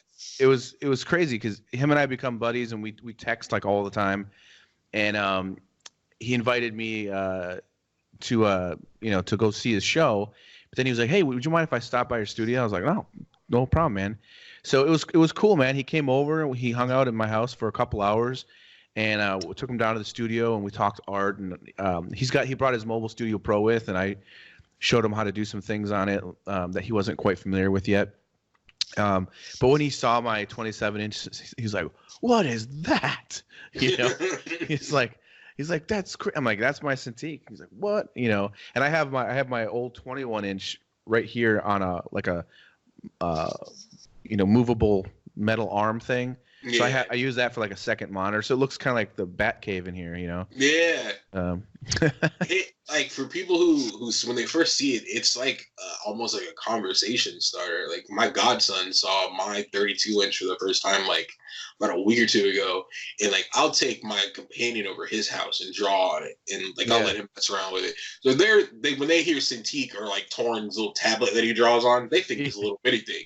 So he comes over here and he's like, "Dude, what's that?" Yeah. like that's the new tablet, man. Yeah. No, it's awesome, man. The only thing my only problem with the 27-inch, excuse me, is I need to get a color calibration thing, because it's always been slightly off. My reds are always off slightly, and so like a lot of times I'll like pull things over to my other Cintiq, and I'm like, oh man, that's not 100%. It's kind of an annoying thing to have to do. But other than that, it's been fine. I'm terrible with, computer things in general. So I gotta somehow figure out how to do that. But hey, I got a question for you from this artist TJ Veith. Okay. And I think you'll like this question. It's in a lot of parts, so I'll try to help remember all the different bits here. But hey, what's up, Jason? What's up, Torren? I got a couple of questions. I went through your IG page, Mr. Thomas, and I really like your work, man. It's great. It really is tremendous work. I love the content. I love the caricatures. My question is, how long did it take you to develop your skill set? How long have you been doing art, drawing, painting, etc.? What's your process like? How do you work? How do you set up, to work during your day? And then, obviously I noticed you do a lot of iconic hip hop figures. One in particular that I really love and is kind of close to home for me is the painting of West Side Gun you did. He's a rapper out of Buffalo, New York. Him and his group Griselda just really started to make a splash in the hip hop world. So growing up in Buffalo myself, I had a lot of interactions in the hip hop scene. I'm a break dancer and a b-boy. I competed locally and in the upper northern East Coast area pretty much my whole adult life. I know Tommy Derringer, the beat maker, personally. He used to spin records for us at the clubs, going out. He'd feed us beats all night. We'd get down. It was like an awesome relationship we've developed in the hip-hop community here in Buffalo. So it's amazing to see that piece. It's tremendous. It's a really great rendering of West Side. And how did you find those guys? And who's your favorite hip-hop artist, man? I'd love to know more about you. Again, kudos. Your work is tremendous. Jason, always a pleasure. Thank you for the ability to put guys like this on the platform and on my radar. I really appreciate it, and I'm sure the rest of the fans listening appreciate it as well. All right, guys, have a great day. Look forward to the podcast. Cool. All right. Thanks, man. Yep. Shout out to you, man. See if I can remember everything he asked. The first thing he asked was about like how you get started and that sort of a thing. Like, what's your process like? Because he asked like how long I've been drawing. That's forever. I've been drawing since I was a little kid. So that's one thing. My mom takes credit for it. She says I wouldn't. In her opinion, I wouldn't be anything if she didn't like lay down and like color in coloring books with me when I was a little kid. So I'll let her get her shine. So thanks, Mom. Yeah. But yeah, that's how long I've been doing it. As far as develop my skill set, I wouldn't call it developed yet because I don't feel like I'm done learning anything. And I don't think I'll ever be like, okay, I've developed. Like, I'm just doing what I do and trying to learn more. Like, just like I was talking about with this ink and watercolor thing. I don't know what I'm doing, but I'm going to figure it out. So that's that. My process, pretty straightforward. Like, I got to get inspired. Like, my process is different depending upon what I'm working on because I do so many different things. If it's work, like for my job, the first thing I have to do is like get an idea that hasn't been done to death. Because once you can only make so many different casino games before you start rehashing stuff. Yeah. You know what I mean? Like you can only draw so many dragons before you've drawn them all. So you got to come up with an idea that hasn't been done to death. Then you got to figure out like a style you might want to try or something like that. Then you got to do the research on your subject and get all that together. And you got to come up with a theme. So, for instance, if you want to do a game, like I said, about Chinese dragons, with my job, you got to come up with 6 to 7 symbols that go along with it and work as a theme so the game makes sense. So you might have to come up and say, like, I like to try to have a story or something like an actual video game. So it might be about, like, say if I did a game about the Wu Jing, if I did something like that, like, you might have the different animals that represent the different elements in the Wu Jing. You might do something like that, and that would come up. That's where you would get your 5 or 6 different symbols from. Stuff like that. Now, if it's personal stuff, I just get inspired by, like I said, I watch a ton of movies. I'm always watching TV shows. Definitely listening to music every single day. If I just hear or see something, I get this weird, like, it's like a weird feeling. I don't know if you get that, where it's like, it's almost like you get excited, like, oh, I'm going to draw that person. Oh, yeah, yeah. Yeah. No, for sure. Yeah. So, like, that's normally what sparks it. And so I'll just hit Google and start putting my reference together. Do a bunch of, I'll either do thumbnails or what I do now is like they're almost like gesture drawings. Like if I'm going to do a caricature, like I don't try to spend no more than like 2 minutes and see if I can like get the likeness really rough. And if I can get it, then I just go into drawing and then finishing it from there. Yeah. As far as his question about hip hop, how did I find Griselda? Because I'm a huge hip hop fan. Listen to it every day, and I'm not a big. Well, I take that back. I won't say I'm not a mainstream fan, but I listen to more than just what the radio provides to you. So when you got your ear to the street, so to say, you're gonna you come in contact with different things from different places. Like there's like really good hip hop out of the UK, like the grime scene is really good, stuff like that. So when you really get into it and you're open-minded and you listen to other things, you find artists, and that's how I found Westside and Conway and Benny, and that's crazy that guy actually knows Derringer because he's like one of my favorite producers right now. Everything that those guys do is amazing to me, and so that's why I did the painting. I'm gonna do more. I plan on doing something for all the members of the group, so when he sees this, knows that there's more coming. And favorite artists, that's the hardest question in the world to answer. I can give you like a top 65. But top 10, if I give you top 10, I'd probably have to go Jay-Z, Royce the 5'9", Killer Mike, Ghostface Killer, Kendrick Lamar, Black Thought, Eminem. See, here's where it starts to get hairy. Jeezy, Notorious B.I.G., Tupac. That's a big list. Yeah, I'm sure, like, and I have to have honorable mention Tech Nine because he's fantastic and he's from Kansas City. You ever hear of Michael Peace? Mm-mm. That's just funny because I was just thinking about this when I was a kid. Like I was raised like very religious, and I wasn't allowed to listen to anything unless it was like Christian music or whatever. Really? Like like I could listen to like DC Talk and stuff like that. But I have heard of it. yeah, but there was this rap guy, Michael Peace, and he was like the only kind of rap music I was allowed to listen to, but it was so bad.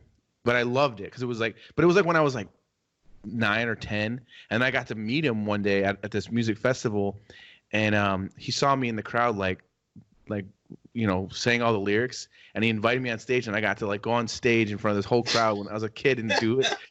But like his stuff was That's like crazy. Like his stuff was literally, this is what I'm gonna try to remember. Oh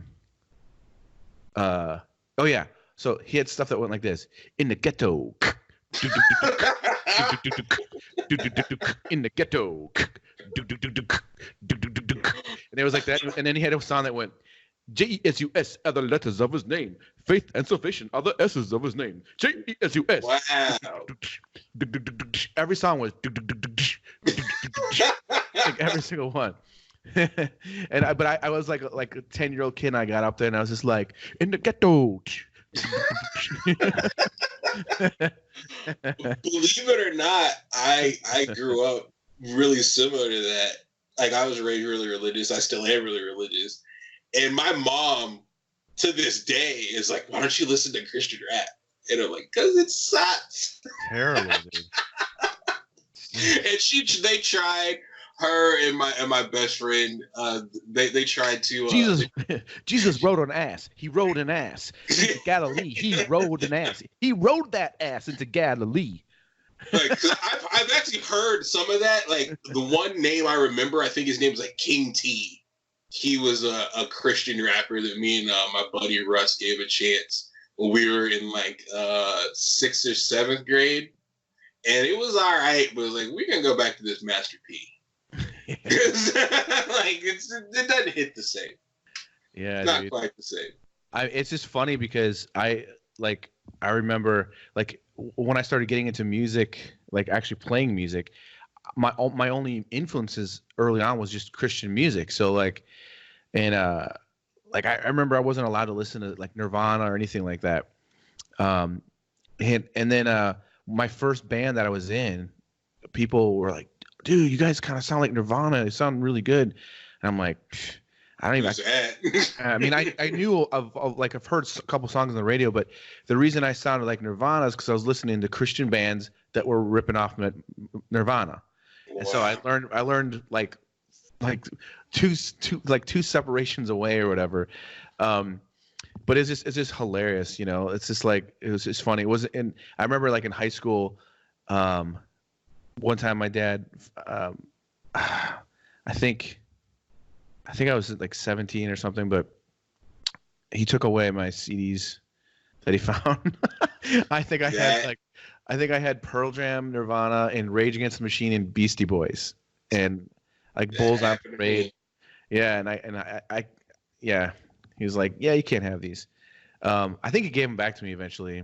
I don't even remember. It's been a long time, but. I grew up just like that. Like I still vividly remember it. I used to have this CD case, and I thought it was so dope because it was a FUBU CD case, and it had all my rap in it.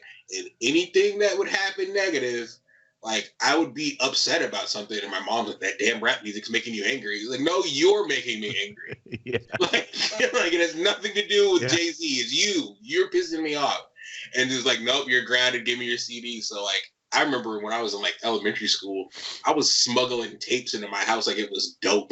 Like I had them like wrapped in shit and like in my backpack. Like because my friends' parents, they didn't care. Like they were dubbing me like Ice Cube's Predator.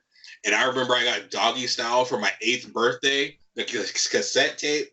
I was over the moon. Like I've always loved rap, like since I was a little bitty kid. Because I grew up around, my cousins are like 15, 16, 17 years older than me. So I was 3 years old listening to LL Cool J's on Bad.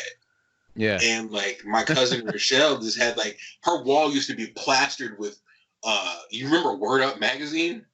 It sounds familiar. Yeah, it was like a hip hop magazine from the 80s. Like she used to tear out the pictures and like they were all over the wall. So like Okay. my whole life it's been like Slick Rick, Salt and Pepper, LL Cool J, Kool Moe D, Cameo, all since I was a baby. Like it's just been a part of my life. So it's like I remember when I was a kid, I loved MC Hammer. Dude. Yeah, dude. And somehow I heard that he was a Christian or something, and I told my parents MC Hammer's a Christian, so they let me get his tape. And then when he opened it up, like in the beginning, he says, first and foremost, I want to thank my Lord and Savior or whatever. I'm like, see, he's a Christian. But then there were some songs in there that were like, oh, He had, you got to pray just to make it today. Yeah. hey. Yeah. Too legit. Oh, man, Too legit dude. to quit. I was obsessed with that song. Yeah. Too Legit to Quit was like my favorite song ever. I was all over the video. Like I wanted a blue suit because of the video. Oh man, so hard. The Z Cavaricci pants. Did you ever rock those? Like we just called them hammer pants. Like yeah. I never. Yeah. Oh man, I only had like 2 or 3 pairs of them. But do you remember that? Remember that song? Don't worry, the goo goo, the bee. Oh yeah. What's his name? When you worry, your face will frown, and that will bring everybody down. So don't worry, goo goo, the goo goo. Is that Bobby McFerrin? Happy, yeah. Don't worry. He goes. He said at one part he goes, hey, smile, baby, I'll make you happy. But anyways, I was obsessed with that song and had it completely memorized. And in my choir class in 6th grade, every kid had to go up in front and sing any song they wanted. It was like a big thing that we all had to do. And I chose that song, and he had to do a cappella. And my dad got a white T-shirt for me, and he drew a cartoon of a giant happy. It was like a happy face, like a big smile with lips, but it had like little cartoon arms and legs coming off of it, and he was just like, and it said "Be happy," and I wore that, and I did the song, and I remember my teacher loved it so much she asked if I could come back for the next class and do it for them.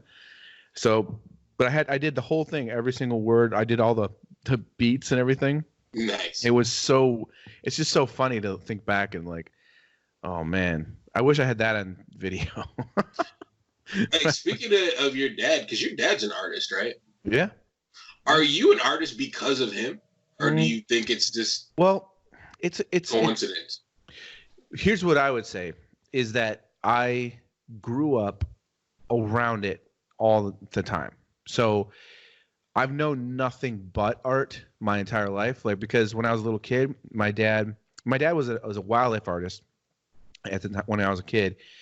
And so, but there would be dead ducks all over the place, where he would like cut their heads off, pull everything out, stuff cotton inside of them, and he would use them for references, and there was like body parts, like duck feet and different things, and I actually memorized like the names of almost every single duck. Like he would put a slideshow on, and I could say all the names of all the ducks. And so I was just around art constantly. Like he was just always drawing and painting. And so I was always drawing and painting. But the funny thing is there's a couple times where my dad tried to show me some stuff, but I pretty much just blew it off. I just wanted I wanted to like my dad would show me a couple things like, hey, look at you can take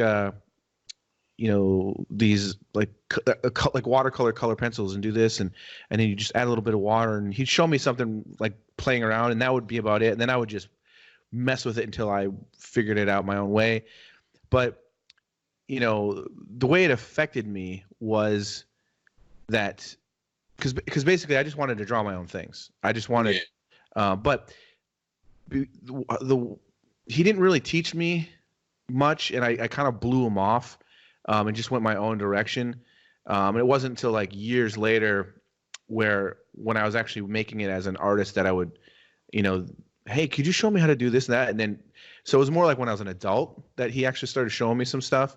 Because, as a kid, you're kind of like, you just want to do your own thing. And, and plus there was one time I did a drawing of some kind of, I think it was a deer or something. And I worked really, really hard on. My dad hates this story because he's like, I didn't do that.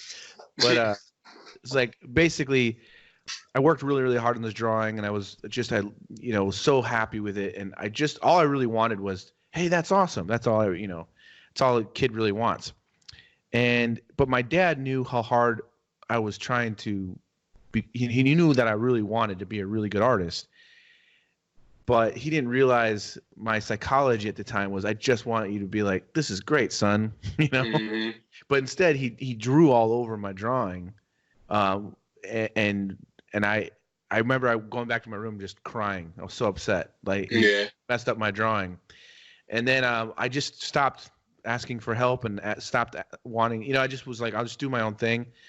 But what I would say I got from is just the fact that I was always around it, and art and music, 'cause my dad's a musician as well. So I was always around it. It was like normal for me to just be around art and music. But I would put all this pressure on myself that I had to be a really good artist because my dad is. Mm-hmm. And like, if I didn't get my drawing hung up in the hallway in school, I took it very personally. And like, I have to be the best because my dad won Wildlife Artist of the Year. He won like trout stamp, duck stamp, stuff like that. Like, and I just kind of always had like this pressure, like, if I'm going to be an artist, I have to be really good because people are going to, it's like if you were like, if Bob Dylan's son, everyone's expecting you to be like the next Bob Dylan or, but that's the kind of pressure I put on myself. Yeah. And so I don't know if I would have been an artist if my dad wasn't, you know what I mean? So I was definitely heavily influenced. But it's strange. It's because I'm mostly self-taught. And now when I go and hang out, I love to watch my dad paint because he does amazing like plein air painting and stuff like that. And so now I learn more now actually from watching him because he does like, I would say at least 300 or more paintings a year. Wow. Like he does like sometimes 1 or 2 paintings a day. That's impressive. Yeah, he's crazy, and he's 65, and he's like he doesn't ever chill out. He's like he retired. Impressive. He retired a few years ago, but he works more than he ever did. And then if he's not painting, he's trying to record music, and I'm like, why don't you just go? That's cool though. Hang out on the couch with my mom and watch a movie. But he does that too. But no, yeah, he's pretty cool. He's crazy though, Yeah. I mean, I guess all of us are crazy, or art, Just, yeah. I mean, because he can't not be. He's always got to be doing it, Yeah. Which that's what it's like. Yeah. You know what I mean? But I mean, like my brother is also like super talented, like creatively and stuff. Yeah. My dad, the one thing, it's funny. Because I've thought about this a lot, but the thing that I definitely learned from my dad, I think more than anything, is a work ethic. Because he was super hard on us. Like we had like I think it was a 4.5 or 5 acre yard. I might be a little off on that. I don't remember. It's been so long, but I think it was about like that. But we had to mow it like sometimes twice a week with push mower. Wow. It was massive. But like my dad always had chores for us, like constantly. Just like even if there was nothing for us to do, he would make something for us to do. And it's just like he like even on Saturdays, like he'd wake us up and like let's do some chores. we're gonna just chop a bunch of wood or whatever. It was just like constantly nonstop chores all the time. But you know, and then like regular things like dishes and whatever else. But I think both my brother and I have like super hard work ethics. And so I think that plays a really big part in it, in becoming an artist, because I don't think you can be a successful artist if you don't have a good work ethic. You can't. Know? And you have to have patience, and, you know, but you got to be able to dedicate a lot of time, you know? Yeah, it's a sacrifice. Like that's the thing I always end up telling people. And I guess I'm kind of interested in how you feel about this, because I'm doing what I want to do. I'm doing what I want to do, but when I'm doing it, I'm not necessarily having fun. Like, you know what I mean? Like, I'm not having fun in the sense that people think I'm having fun. I understand what you're saying. You know what I'm saying? Because like people will just like ask you to do stuff for them all the time, and it's like, this is my job. Yeah. Like, I'm do what I want for a living, but I'm not holding this pencil with this big grin on my face. Like, I'm working. Like, it takes a lot out of you to like be creative, and you know, you're solving problems constantly. So like, oh yeah, no, I totally relate. Thing. Yeah, I mean, that's the thing, is like it, like I feel the same way. Like there's, you know, I would say every so often I get a job that I'm like having a blast. Like, this is a fun one. Yeah. But most of them, I'm like, oh. Yeah, like I'm having fun with this whole Dungeons and Dragons thing because I chose to do it in a way that like I haven't done this before. So I'm like excited to see how it's gonna work out. So that's making working on it fun. But like not everything that I do, I'm never sitting down here like, man, this is awesome. I'm like, okay, I gotta figure this out to make this work, because like you said, you put that type of pressure on yourself. I do the same thing. Like I don't like to fail. Yeah. So failing is like a big thing in the back of my mind all the time. So I try to make this stuff as good as I can get it. Oh, and yeah. So that's a pressure that I don't think people really understand. Like when you're drawing for other people, when you're trying to hit deadlines, and like they don't understand like a lot of the magazine stuff that you do, and like of the game stuff I'm doing, it's not me just doing whatever I feel like. I have to please someone else. Yeah. And that comes with a lot of like, I have to change things that I might think that looks awesome, but I'm not calling the shots. They are. Yeah, that's totally the truth, man. There's so many, you know, and the thing that bums me out is I haven't gotten to do very much caricature, as much as I would like to, because people just aren't wanting to use it as much anymore. Yeah. And then when they do, they just control it so much, where it's like, man, so like it's hard. It's really hard. Like our culture right now is just very sensitive. It's a mess. It's just a mess, man. It's just like people, you know, it's one thing to be woke and to like care about other people and look out for other people. And there's nothing wrong with that, but there's also like going so far as like, you know, it's just a mentality of like giving everyone an award when they don't deserve one, or, you know, just like this, just it swings too far in other directions. And you're just like, you know, like I've told this before to people, but like, you know, just in the last couple of years, since, you know, it's basically ever since Trump became president, things have just gotten crazy.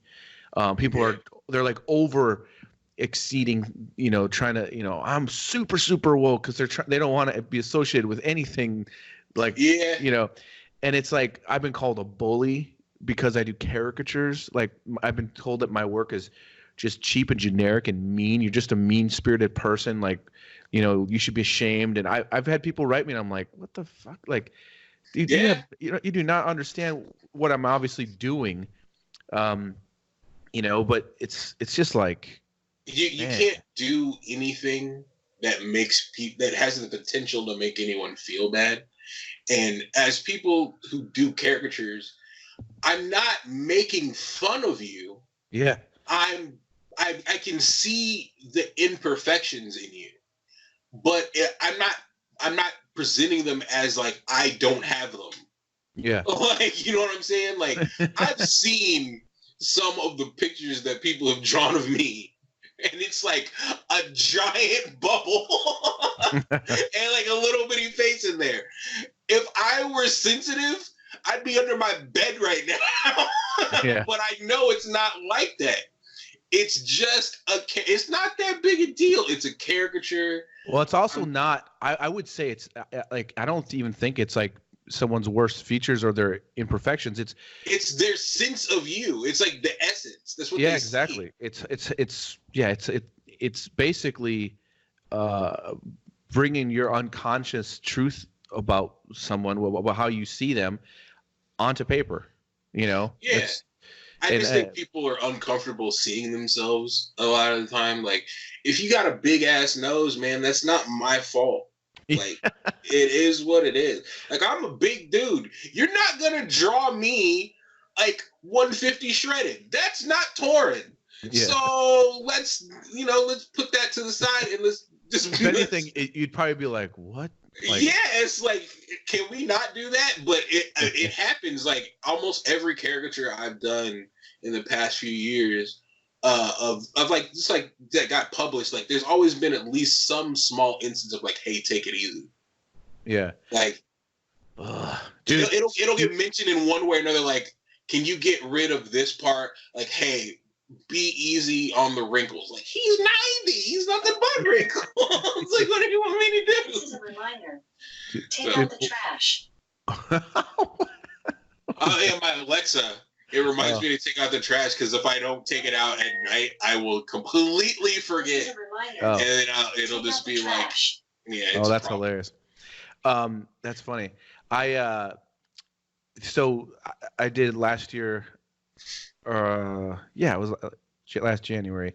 I did a time cover with Pelosi and Trump, and I was so excited to get this cover because, first of all, it was a time cover, but secondly, they wanted caricature, and I was like, "Oh my gosh, it's like a dream come true." Is this the one with him sitting on the wall? Yeah. I have that magazine. Next time I see you, you gotta sign that for me. And I read that article that girl wrote about that, and that was some of the most nonsensical writing that I have ever heard in my entire life. It jumped the shark for me from being like irritated for you to like I was sitting in here belly laughing because she's batshit crazy. Oh yeah, dude, it's nuts. Like, but the funniest thing is I was so excited to do it because it was caricature and the other thing is like I know Trump's gonna see this, so it's like really exciting to work on it.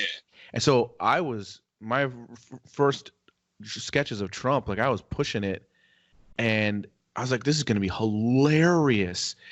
And they're like, no, this is we have to kind of come across neutral for this. We need to like really pull back on the exaggeration. I'm like, and then finally we decided to do like looking from behind, so you don't even really get to see him that much. But that was still kind of a fun way to draw him. But then even with Nancy Pelosi, I had to like pull way back on her because, I mean, she looks like a sunken in skull person. Like her eyes are sunken in, and she's kind of got the crazy look. And so I was equal with them how I was drawing them, but they were like, no, we got to pull it way back, you know. And then like same thing like with when Trump was running against Hillary, I painted both of them like realistic portraits for. What was that for? Reader's Digest.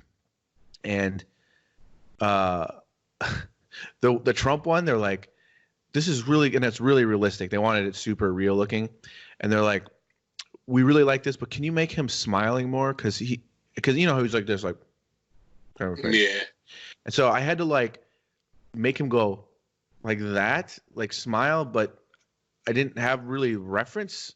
It was really crazy, like trying to like work from this one picture they wanted me to work from and try to make him smile. It was like really weird. But then with Hillary, they made me go in and paint like, after I painted, spent all this time detailing and everything, I had to go in and just remove all of her wrinkles. Like, Yeah. she looked like an air at the end. She just looked like this airbrushed, like it was so like, oh, like I didn't even want my name on it. It was just like, what is? It's like it's just weird. I find it strange because it's like, who are you kidding? We know what she looks like, and she knows what she looks like, and when you see a version of her portrayed this way, when there's no wrinkles and everything, it looks even more suspicious and weird. It's like, who are you trying to kid? You know? I just think everybody is really, really conscious of like trying not to offend anyone, and I'm all for that when it comes to, you know, like race and your sexuality and anything like that is about you. But like, if you want me to make you like 6'5" and you really 5'3", you gotta go somewhere with that. Like, I can't help you if you want me to lie. Like, yeah. I love that quote. I don't make the news, I just report it. Yeah. Yeah. So like I said, if you got a big ass nose and you want me to do a caricature of it, sorry, dude. Like, yeah, I can't help it. Dude, you know, I've been getting into doing comedy and stuff now, and it feels like it's the last place like that, or last platform where we can say what we want to say, but they're trying to take that away, and it's like, you better enjoy that while you can. But you know what? I think that's one of the cool things about doing comedies. It's like, you know, like I'm having fun getting into it, and I'm very fresh at it, but I'm enjoying it, man. I love, you know, I try to keep it about me. Like, yeah. I don't like to make things up just to make people laugh. I like to tell real stories and write jokes about things I know, and I don't care if it's offensive to anybody. That's what's fun about it. It's so therapeutic. I know I'm about to say something, and I'm looking at the people before I say it, and I'm like, there's about to be some uncomfortable people in here. And I can't wait. And I say it, and I just watch, and I'm like, yeah, I see you weak ass. Yeah, I think you just have to be a certain kind of person it's fun, to be able to do that, or to like understand that, you know, not everything is about making you feel comfortable. It's okay to be uncomfortable. Like, I think that's one of the things that it seems a little bit lost today. Like, it's okay to be uncomfortable. I'm mad uncomfortable all the time. Yeah. Like, it's all right. Like, the world doesn't exist to make you feel okay. What you should try to do, or at least what I try to do, is be okay with myself. Yeah. So that when the uncomfortable things inevitably happen, you know, you're at least a tad bit more secure. Like, yeah, for sure. You know, I'm good with me. I'm good with my family, my friends and stuff. Like, the world doesn't have to like me, and I know they don't. Like, you can't be all things to all people. So why would you even get into that? Well, it's funny, when I did I got to do a comedy show with Steve Byrne, and one of the things he said during his act was, fuck your feelings. Yeah. He's like, you're at a comedy show, you know, it's like this, like, but the way he set it up was like really good, you know, and it's just like, it's supposed to be, that's the whole point of it, you know. And I was thinking about this too, like, you know, as far as comedy as an art form, it's actually very young, and it's mostly an American. Stand-up is basically an American thing, really. I mean, they have it all over the world now, but like, it kind of really started here, and it's kind of like the foundation for it. And there's great comics all over the world, like in England and Australia and South Africa, and there's comics from everywhere really now. Have there been very many comics from like other countries who've come over here and just like killed it? Like, I don't mean like different there's nationalities, but I mean like you're from Japan and like you learn English and come over here and just destroy it. There's one guy, and I'm blank. I cannot think of his name right now. He's Chinese, and he just came out with a special on Netflix. I'm so annoyed. I know what you're remember talking about. Isn't it called Chinese Comic Destroys America or something like that? Yeah. Yeah, I know what you're talking about. So he's one example.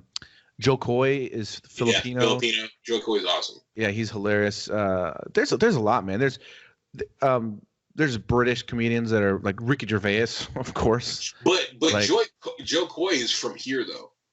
Yeah, I mean, but he's half. I think he's half Filipino. Like, yeah, I think he's from there, or maybe he's. I don't know. I don't really know him that well, but I'd just be interested to see if there's anybody who ever had like what's his name?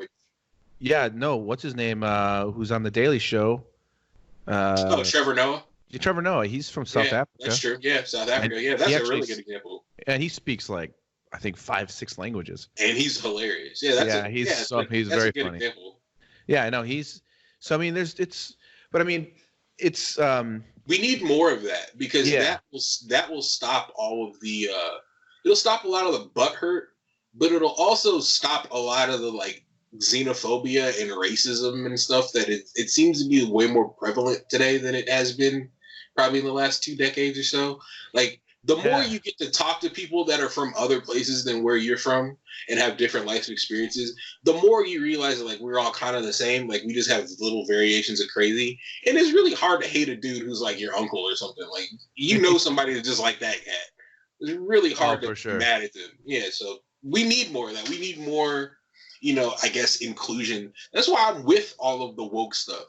Yeah. I'm all for it. It's just don't get too woke. Sometimes you gotta take a nap. That's all I'm saying. You're a little too woke. That's all I'm saying. Like we definitely need a Me Too thing. Like women need the support from men and the protection to not be treated that way and everything. But at the same time, like don't go too far where it's like men no longer have rights where you can just say, oh, that guy did this with no proof, and then he gets kicked out of college, and it's like there's a lot of extremes.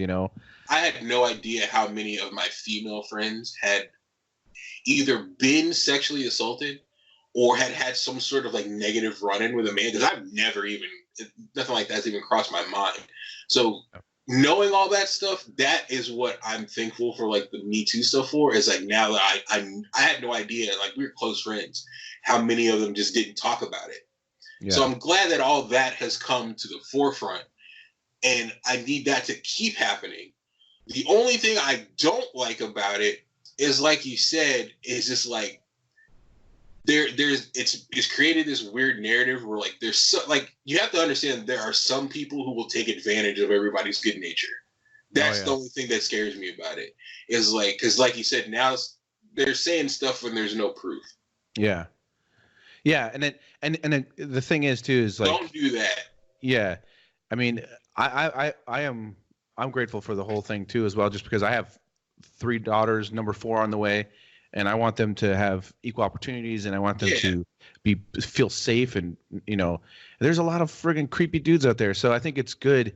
And so I have nothing against that at all, except for like what you're saying is like, I just think it can, like there's been a lot of examples of people just like, people's careers completely getting destroyed when there's been no evidence at all about anything, and then they find out later that this particular person was just trying to take them down. And then I'm blanking on everybody's names right now, but that guy that used to do, or he does, like, after The Walking Dead, he'd do Chris Hardwick. Chris Hardwick, yes. Yeah, Chris Hardwick. He came out. He didn't do anything. Yeah, exactly. There's Aziz Ansari. But he literally lost his job immediately. They canceled his job. So that's what I mean about the extreme. I think it's definitely important, but we got to be careful. We can't just like be throwing up bombs everywhere and trying to, paint everybody out to be evil right away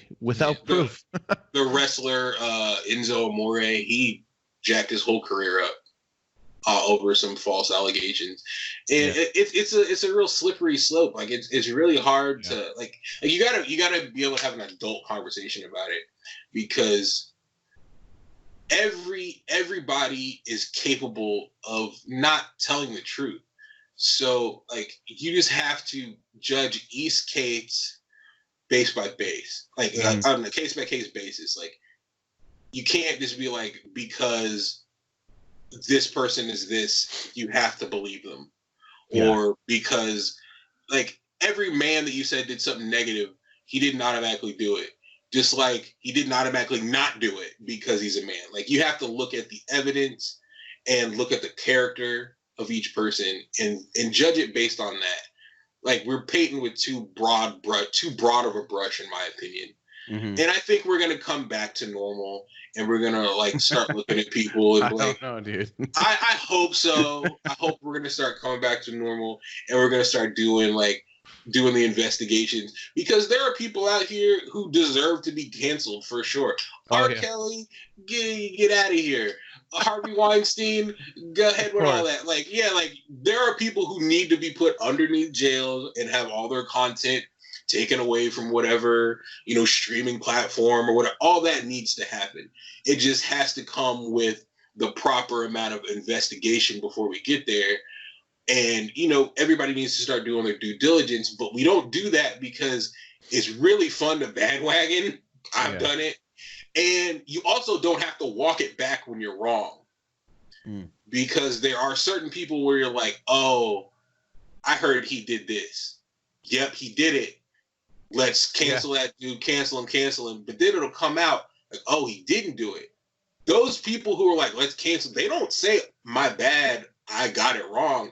You just kind of move on with your life. Mm-hmm. So it's really easy to take that moral high ground and look down upon people when you hear they get accused of stuff. Oh, for sure. And because you can just keep it moving if you're wrong. Yeah.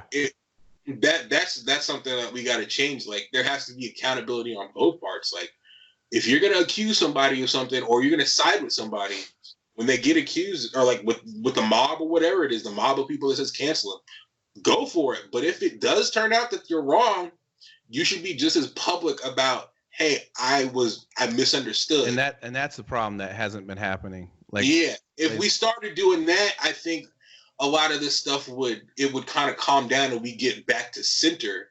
Because, like I said, it's so easy just to run with it. Like I'll use Bill Cosby for instance, even though that dude apparently is a complete monster. but I only use him because it was so prevalent, like on Twitter and in social media, like cancel Bill Cosby, cancel Bill Cosby, cancel Bill Cosby, and I'm with him. But just hypothetically, if it had come out that all of that was made up or it was a misunderstanding, would those same people have been like, I'm sorry? Probably not. It would have just you just would have kept it moving. Yeah. Well, that's what's been happening, Yeah, that's my only problem with it. I'm all for everybody, everybody deserves to have equal opportunities and all of that. That's a big deal, but everybody doesn't have to make you emotionally comfortable. Yeah. So yeah, I mean it's funny too, because like same thing. Like I'll be honest, I don't really know much about the truth of this, but like the day Kobe died, it was just like shocking and upsetting. But immediately I started seeing people like say, some people out there being good. He was a rapist, Yeah. And it's like whoa, what are you talking about? And then like I looked into it a little bit, and from everything I could see, it's like, that was all like proven that he didn't do it, and there was a settlement and everything else. It was like 20 years ago or something, and it's like, but you're taking this moment, the moment that this guy died tragically, not only him but his daughter, and then like 7 other people, lots of families destroyed, and it was like, it's just crazy. It's like again, like I don't know the truth about all this stuff. I'm just saying. It's just that's how people like right away just want to jump on and just start a fire right away. And it's like, whoa, just like chill a little bit. First of all, a 13-year-old girl died. Yeah, she just lost her life. A couple of her friends died, and now there's mothers without their kids and without their husbands, and it's just like this is a very sad thing. But then Yeah, right away, there's just people out there got saying stupid shit right away, you know? I got in a really big, like, it wasn't an argument. It was like a discussion on Facebook about it because I kept seeing that narrative and it really, really bothered me because he wasn't like a convicted felon or anything like that. Like, he was accused. And a lot of people used the apology because he apologized for the encounter. He thought it was consensual, but he apologized. And so they took that as wrongdoing. And I respect that. He apologized. You can make the case for that, you know, you don't apologize for something if you don't do anything wrong. I'll give you that. But at the same time, a lot of negative things had came out about that young lady that was involved in it as well. So the way I looked at it as if you can't prove that he did do it, and even with the apology, that apology makes him look, it's a negative on him. But there's all these other things about, you know, multiple semen samples and things that had came out that are negative about this young lady that was involved. So Kobe looked bad, she looked bad. If you could make an argument for both people that like maybe something shady happened, how about we just leave the whole thing out when the man just died? That's my whole point. That's exactly. Like, I'm not trying to say Kobe was an innocent angel and he never did anything because he clearly had sex with that woman. He admitted to it and he cheated on his wife, which is wrong. I don't condone that at all. But if the argument that this woman was trying to set Kobe up or anything along those lines, I don't know, because of, like I said, there's multiple semen samples and all this other craziness. If I can make the argument that she was in the wrong and it has just as much validity as that he was in the wrong, let's just not talk about it and pay Kobe the respect for the things that we do know, which was he's like a great athlete, super hard work ethic, good father, loved his kids. Let's talk about that. That's all I'm saying. No, for sure. I totally understand. Yeah, I agree 100%.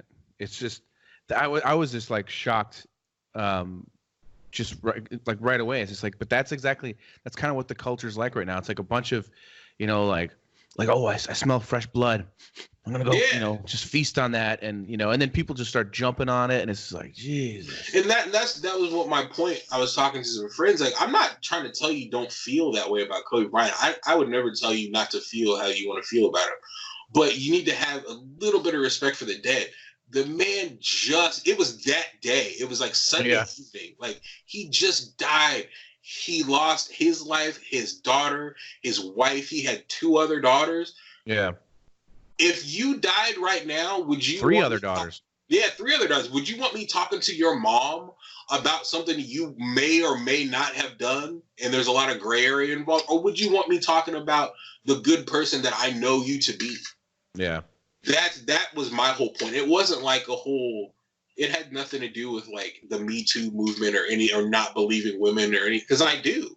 Yeah. It's just that doesn't always trump, you know, like, to me, just regular decency. Like, somebody's dead, man.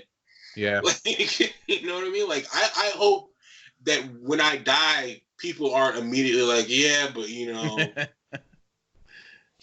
that one time he farted when we were in church. Yeah, like that one thing he got 2 Happy Meals one day. I didn't like that. Like I don't know. Like, I don't know. I hope that's not me. Like, did you see Dave Chappelle's recent special, Sticks and Stones? 4 times. Yeah. Me too. I just thought it was brilliant. It's just funny that they tried to cancel him because of that, and he even said it in the special. They're gonna try, you know, I'm gonna, you know, whatever. And it's so funny because if you actually watch the people that get mad are the people that just hear things like, oh, he made jokes about transgender people. It's like, yeah, it was friggin' funny, but he does it in love. He doesn't do it in like, he's not against transgender people. He's not against gay people. He's not against white people. He's not against all these different things that people. He's a comedian, and on purpose he's saying these things because he knows it's gonna make you go, ugh, and that's the point. He's making you think about things. You know, what I think about Chappelle, it was brilliant. what encapsulates everything about Chappelle for me is it wasn't even one of the jokes he said. It was the fact that he said, "You clicked on my face." Yeah. So Dave Chappelle is a comedian. Yeah. You should prepare yourself. Any comedian that you go and talk to, he might say something that's going to rub you the wrong way. I can't go to the comedy store and be like, no fat jokes. Don't do it. Like, I can't do that. So now if you work at Target and you want to get your rant off about, you know, the LGBTQ community, probably don't do that. You might want to chill out a little bit. But if you're a comedian, it's different. And I don't know why we aren't looking at it that way. Well, and he what he did is he said everything so brilliantly in such a perfect way. Like it's like one of the most brilliant stand-up episodes ever, or hours. And he's just a genius. Oh, he is. And like I love when he gets out there and he's like, I want to do a couple of impressions. And then the second impression he does, he's like, that's you. Yeah. Because you guys are the worst. He's the worst a genius. people I've ever performed for. Well, no, it was so good.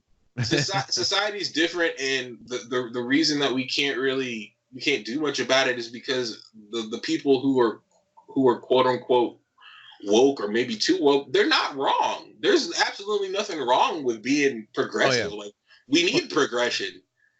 We need to get rid of racism and bigotry and misogyny. All that stuff, it's been too long for all that. Yeah. But the only thing I think is that I don't think we're going to get there with a reversal of roles. Like, yeah, I don't think the key to ending minority oppression from white people is to switch the roles and then have the black people oppress the white people. I don't think we get over all of these years of men, a lot of men, because I'm not one of these dudes, but treating women a certain way. I don't think we get there by switching the roles and then letting women call all shots and dudes have no say so or it's voice. Like one extreme or the other. Yeah, you know? It's like it doesn't. That's not how we fix it. No. And then that's what's wrong. Is like a lot of people have that mentality. Like, you've been holding us down for so long. Now it's our turn. And it's like, I feel you for feeling that way. I'm a minority, but I have sense enough to know that that's not how we actually progress. The progression comes from coming to the center. Like, you keep your position, whatever privilege it is that you have, but you let me rock next to you. Yeah. And, give me the same type of privilege. That's how we fix it. Not like, you go down there, boy, and I'm going to come up here and we're going to switch roles. That's not how we fix anything. That's just going to make you pissed off at me the same way I'm pissed off at you. That's not how we're going to fix it. And it's funny too, like I was trying to write some material about sort of on this topic of how, we should embrace our differences. It's what makes everyone unique, and not have to walk on eggshells with everything. And when it comes to men and women, it's like, everyone's always talking about equal. Well, we're not equal. Equal means the same. We're not the same. We should be treated equally, but we're not the same. Like, we're different. Men and women are very different. And I was like writing some ideas, and I was like for one of the favorite things about my wife is that she doesn't have a dick. She's not the same. And no matter how bad I would want to have a baby, or I can't. You can't carry a baby. I can't. Because I'm different, but that's okay. But we should be treated equally. Women should be treated equally. So I think that whole thing gets really fuzzy with some people. We have to cherry pick the equality. Yeah. That's honestly what we need to do. Because I was raised by almost nothing but women. Like, women are like my mom. People who know me know how I feel about my mom. Like, she's everything. So the whole women, men are stronger than women physically, yeah. Emotionally, physically, no way. There's some debate for that. No, yeah. But so that's why we got to cherry pick the equality. Like, paid the same opportunities, same rights, all of that. go where you want to vote, anything like that, absolutely equal. 100% across the board. And it's weird that it's still not in some instances. It's like, what does I hear things still today, and I'm like, are you what? It's yeah, but like sure, like pure equality across the board. Like I don't ever want to see Kim Kardashian be a linebacker. That's not the equality that I'm looking for. I want to see that, dude. Like I want to see that's where it has to someone, stop. I want to see how that would go. Yeah, like that's too much. And I'm not saying like women can't play football, but it's like, come on now. Like I watched the Super Bowl yesterday. Them are some large men. Like, I can't take a hit from one of those. And if you know Vanna White, you're not gonna survive. So we have to cut that out. That you can't have pure equality. That's never going to happen. Let's just keep it to where you have the same education opportunities, same employment opportunities. All of those things. Yeah. Dudes aren't being gross to you on the street. Let's handle that. Dude, that's just funny. That it reminds me of. I used to live in this neighborhood in Chicago, uptown, and it was just. It was pretty ghetto, man. Like lots of like shootings and just lots of gangs. But it was also super diverse, like lots of different people from different cultures and like a lot of different like Mediterranean restaurants, Chinese restaurants, African restaurants. So it was like it was an interesting, it still is like an interesting like melting pot of all kinds of different people. Huge gay neighborhood, and like like every year the gay pride thing was just like a party, everywhere. So it was like interesting to move there from North Wisconsin, where there was no culture really, like no, like to go from there to Chicago uptown was like a big shock for when I was like 18 years old. But I just remember. The whole reason I brought this up is just what you said about the catcalling thing. I remember just being so confused because I didn't understand if it was like the cultures or just what was going on. But like it was like the Latino families. I remember like this happened all the time. There'd be like, the guy and his wife, and they'd have like just a ton of kids. And they'd be like walking down the street, and then some woman would walk across the street, and he's literally with his wife, and he'd be like, like yelling stuff at this woman. It's like, and I saw this kind of stuff all the time. Like, it was like normal, the catcalling thing. I always thought it was funny because they're like with their wife, with all their kids, and they're like, hey, mamacita, or whatever. I've never seen that. I don't know. It could be cultural. I don't know. I saw that all, but I haven't seen. Where I live now, I live in a very very Mexican neighborhood, and it's awesome. I love it. It's like especially in the summertime, because they're always having like their parties with the and like they're like making tacos and stuff, and everyone's super friendly. Lots of It's like very family neighborhood. I love it. But so I haven't seen that in this neighborhood, but. The other neighborhood, like I said, it was just more like it's kind of a dicey, kind of dangerous, but it just seemed like I saw catcalling all the time. Like just it was weird, man. Like it was like it was just like like that neighborhood. Like I said, like the first week I was there, there was a shooting and I like hid behind a car. And the guy was literally a car away from me, going like this and shooting over the car and going down. And I'm just like, oh my god, Chicago's not for play. No, not at all. It's not as bad in that area now as it was then, but there's definitely neighborhoods in this city where you're like, I've catcalling was the least. That was the least of the problems. Dudes gotta cut that out though. They gotta. They do. They gotta find a better way to just like you look very nice today. My whole point was this. I missed my whole point. My whole point is that I never understood it. Like, you know what I mean? Like I hear women complain about it all the time, and rightly so. But I've never understood that. Never understood like a guy yelling crazy shit at a woman out in public.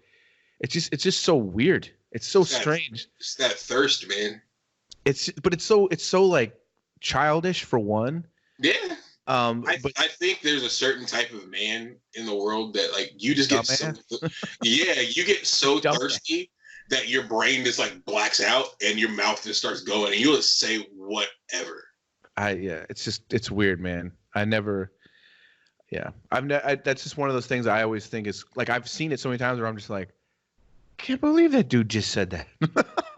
Yeah, it's and that's what I found out because I felt the same way. That's just the stuff that we see. Yeah. The women experience probably 10 times more than that and just like don't talk about it.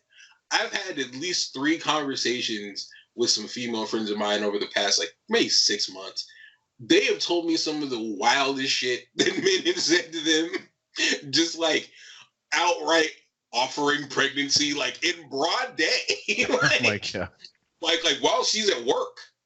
And like just like don't know her from a hole in the ground was like, you would have beautiful children. It's like, bruh, you need to be locked up. What's wrong with you? I did get catcalled before by dudes. Like I used to walk to the lake, and there's like this parking lot that you kind of can walk through to get to the lake. And I didn't know it, but I guess it's called the meat market. And I guess a lot of gay guys would go there, and it was just a meeting place where they would meet, meet other men or whatever. And I didn't know that. And I walked through there, and I'd always get like guys that would roll down the windows and like older men, like in nice cars would like whistle and yell stuff. And I was like, what the heck is going on? And it wasn't until a while ago, a while after that someone's like, oh yeah, that's called the meat market. And it's like, I'm like, oh, that would make it make sense. So I just walked a different way from then on. But anyways, speaking of the meat market, we got some drawings that I want to show you. Yeah. I've seen a couple. Oh yeah. See, they're not supposed to do that, but whatever. I'm about to get real sensitive. Oh no, come on, man. I'm about to get real sensitive. I better be skinny and potentially a different ethnicity in every one of these. Here we go. See? Nope. So this first one is by Lars Eric Robinson. Yeah, I can tell I know Lars. Oh, cool. Yeah, and he said obviously he was sensitive. He didn't want people to think that he was stealing stuff, but he used your artwork for the background.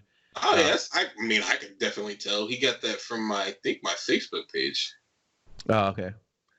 So, but yeah, that's pretty cool. It was funny, to be honest. He did a sketch of you and sent it to me, asked what I thought, and I was like, it's not really, you didn't really, he was like worried to offend you. So that's really hard to do. But he did a sketch that really just wasn't you. It was like it just did. And I said, don't worry, dude. Just draw. You just do a good caricature. Just draw how you how it seems and whatever, feel it. And then he came back with this, and I was like, that's much better. Yeah, so, I like the face is really good. Yeah. Yeah, it's got like some nice energy to it. Yeah, I dig it. So let's see. The next one, this is by Albert Campillo. He sent me this on Instagram. I saw this the other day. Oh, cool. I dig it. It captures my I don't give a shit attitude. I look mad tired. Like, yeah. I look like I'm upset at him for drawing. Like, why'd you even do this? Yeah. That's funny. This one's funny.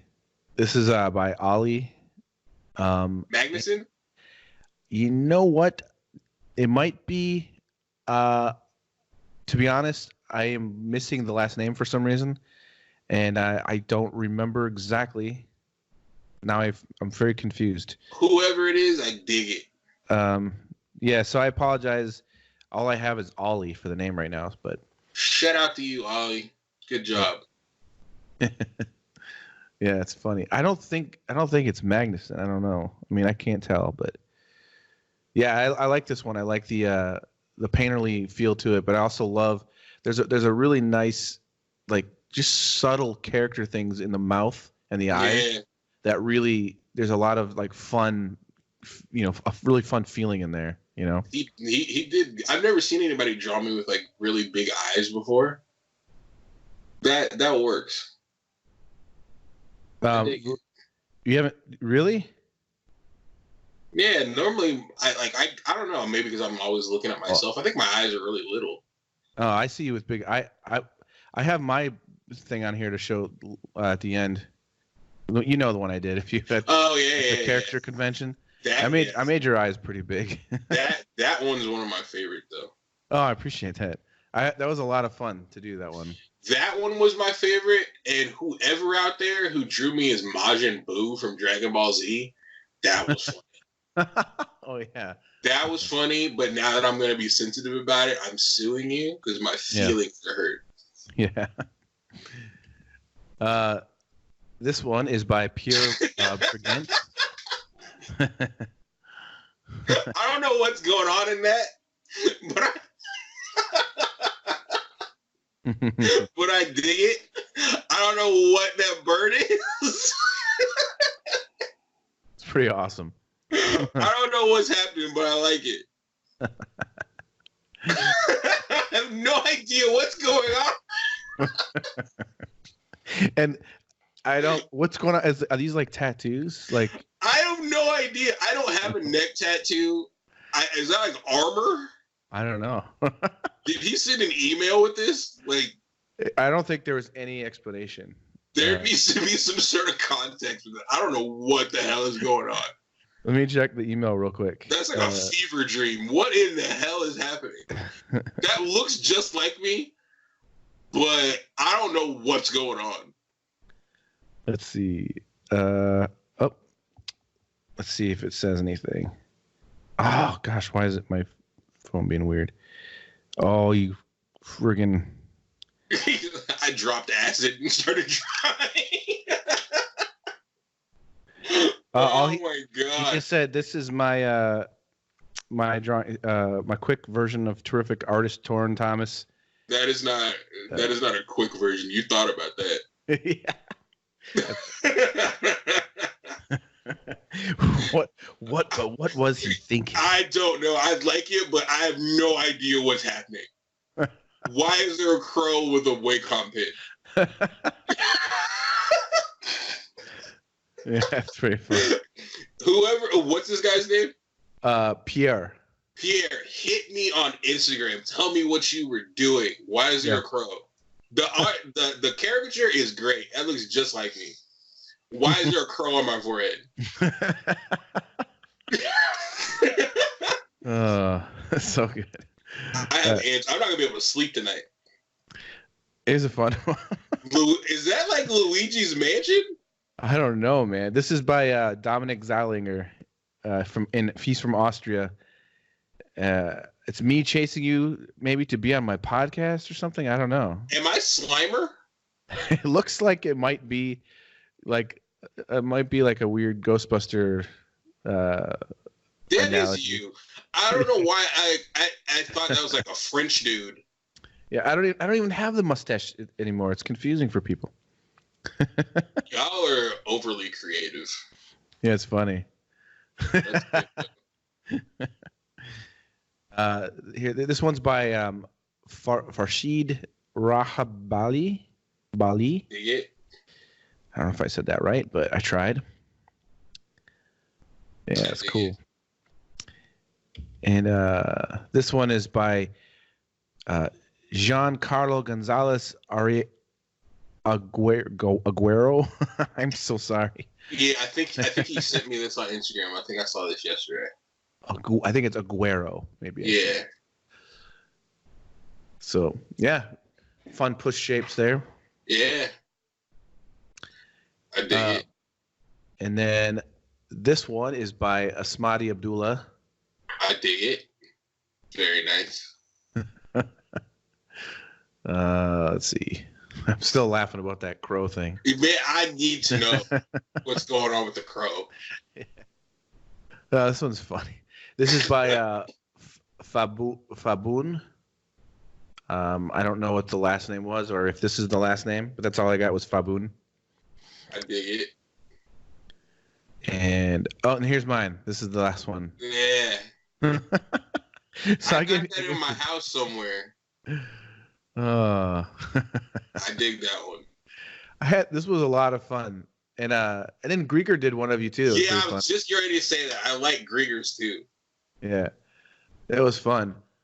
What's really funny is we were actually sitting next to each other and we did similar things, but we did when I was doing mine, like I didn't know that he was doing his. You know what I mean? Like we were doing different, because he was painting someone else, I was painting someone else. Well, they're not really similar. They're the only thing that I think was similar was like he also gave you pretty big eyes, I think. Like Grieger's, it made me laugh because like I guess I make this look.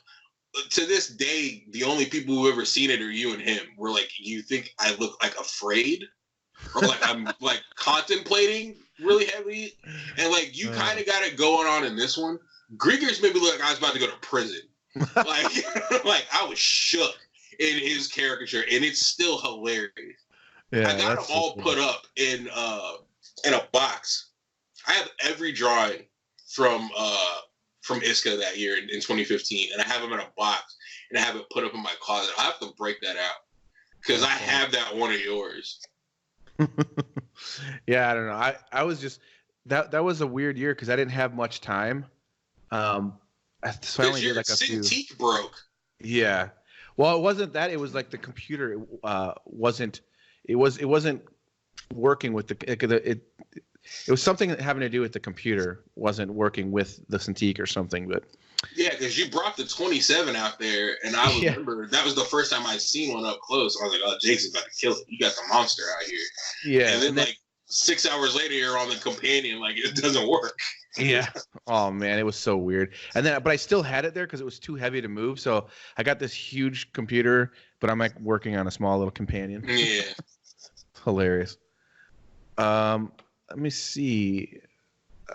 How do I get back? Let's see. Am I back? Yeah. Okay, cool. So yeah, I'll send you copies of those, and if you want. Yeah, you gotta send me copies, and you gotta send me an explanation of what's going on with the crow, man. I'm not gonna be able to sleep tonight trying to figure out what is the message behind that. I don't know, man. It's really funny.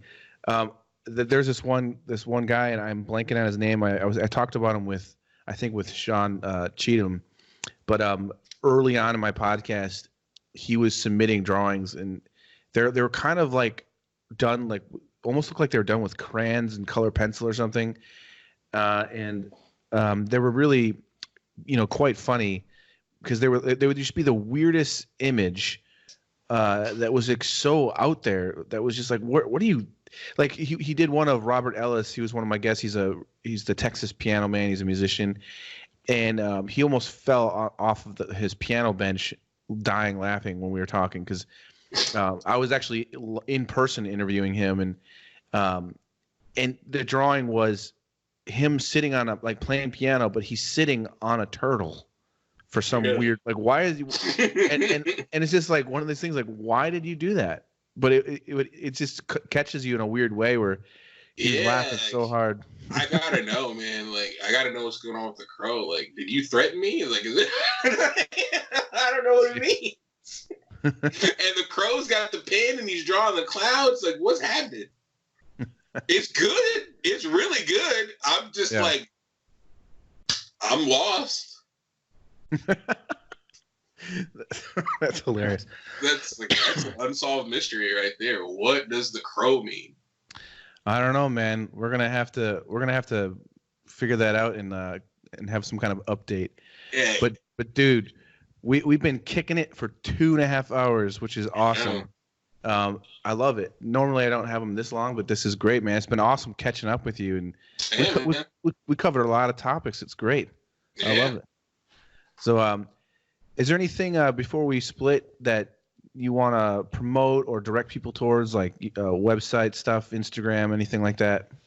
Yeah. Almost everything is just Torren278.com. And I know people are going to have a question about what that means. You look on a phone, 278, how you spell art. Ah, smart. And I know people were like, what are you trying to be? Like, trying to be all cryptic? It's like, no. It's another hip hop thing. Yeah, that makes sense. Yeah. Torren 278. Well, honestly, one of my favorite rappers had a clothing line. And he had a group called USDA, and it was United States Dope Boys of America. But the real USDA was like, you can't use that because that's our shit. So he changed it to 8732, which is on the phone. So I was like, oh, I'll do that because everybody is Jim Smith artwork or Jim Smith art online. Like, so I'll just do something different. So I'm Torren278. So Torren278.com, Torren278 on Instagram.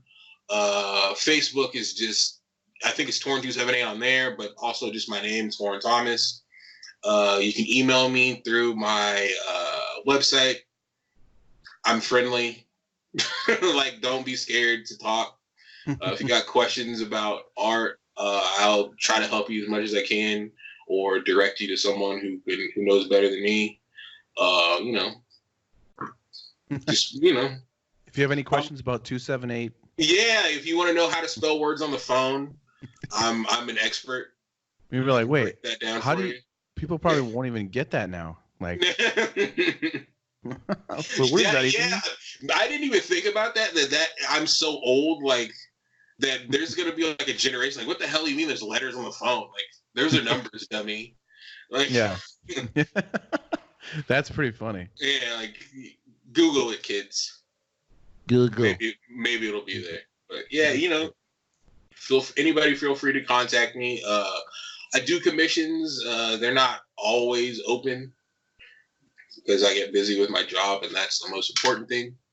But just feel free to ask. I'm a pretty friendly guy. If you can't get along with me, there's probably something wrong with you. Yeah, probably something wrong with you. Yeah, it's definitely woke. not me. Yeah, I'm great. So you're all the problem, not me. But well, man, thank you so much. This has been awesome, and my pleasure. Yeah, thank great. you for having me. Yeah, of course. It was great talking with you, man. Yeah, it's fun. We'll have to do it again sometime, man. This is fun. Man, let me know whenever. I'm always around, and always fun talking to you. And you should get my buddy Dave on here. Yeah, send me his stuff. Wilkins. What is it? Wilkins. Wilkins? Yeah, he's. Just send me a link and I'll check it out. He's one of like the three mentors. It's like you, him, and Mike Thompson. Like, if I ever win the lottery, you guys get Ferraris. Sweet, man. So. That sounds good. All right. Thanks so much, man. And for everybody listening, thank you so much. And if you're listening, you probably have subscribed, which is awesome. But please remember to share it with other people. Anyone that loves art, loves talking art, loves getting to know new artists and that sort of a thing. I really appreciate it. And we'll see you all soon. All right. Thanks again, guys. You want answers? The truth shall set you free. I think I'm entitled. You want answers? I want the truth. You can't handle the truth.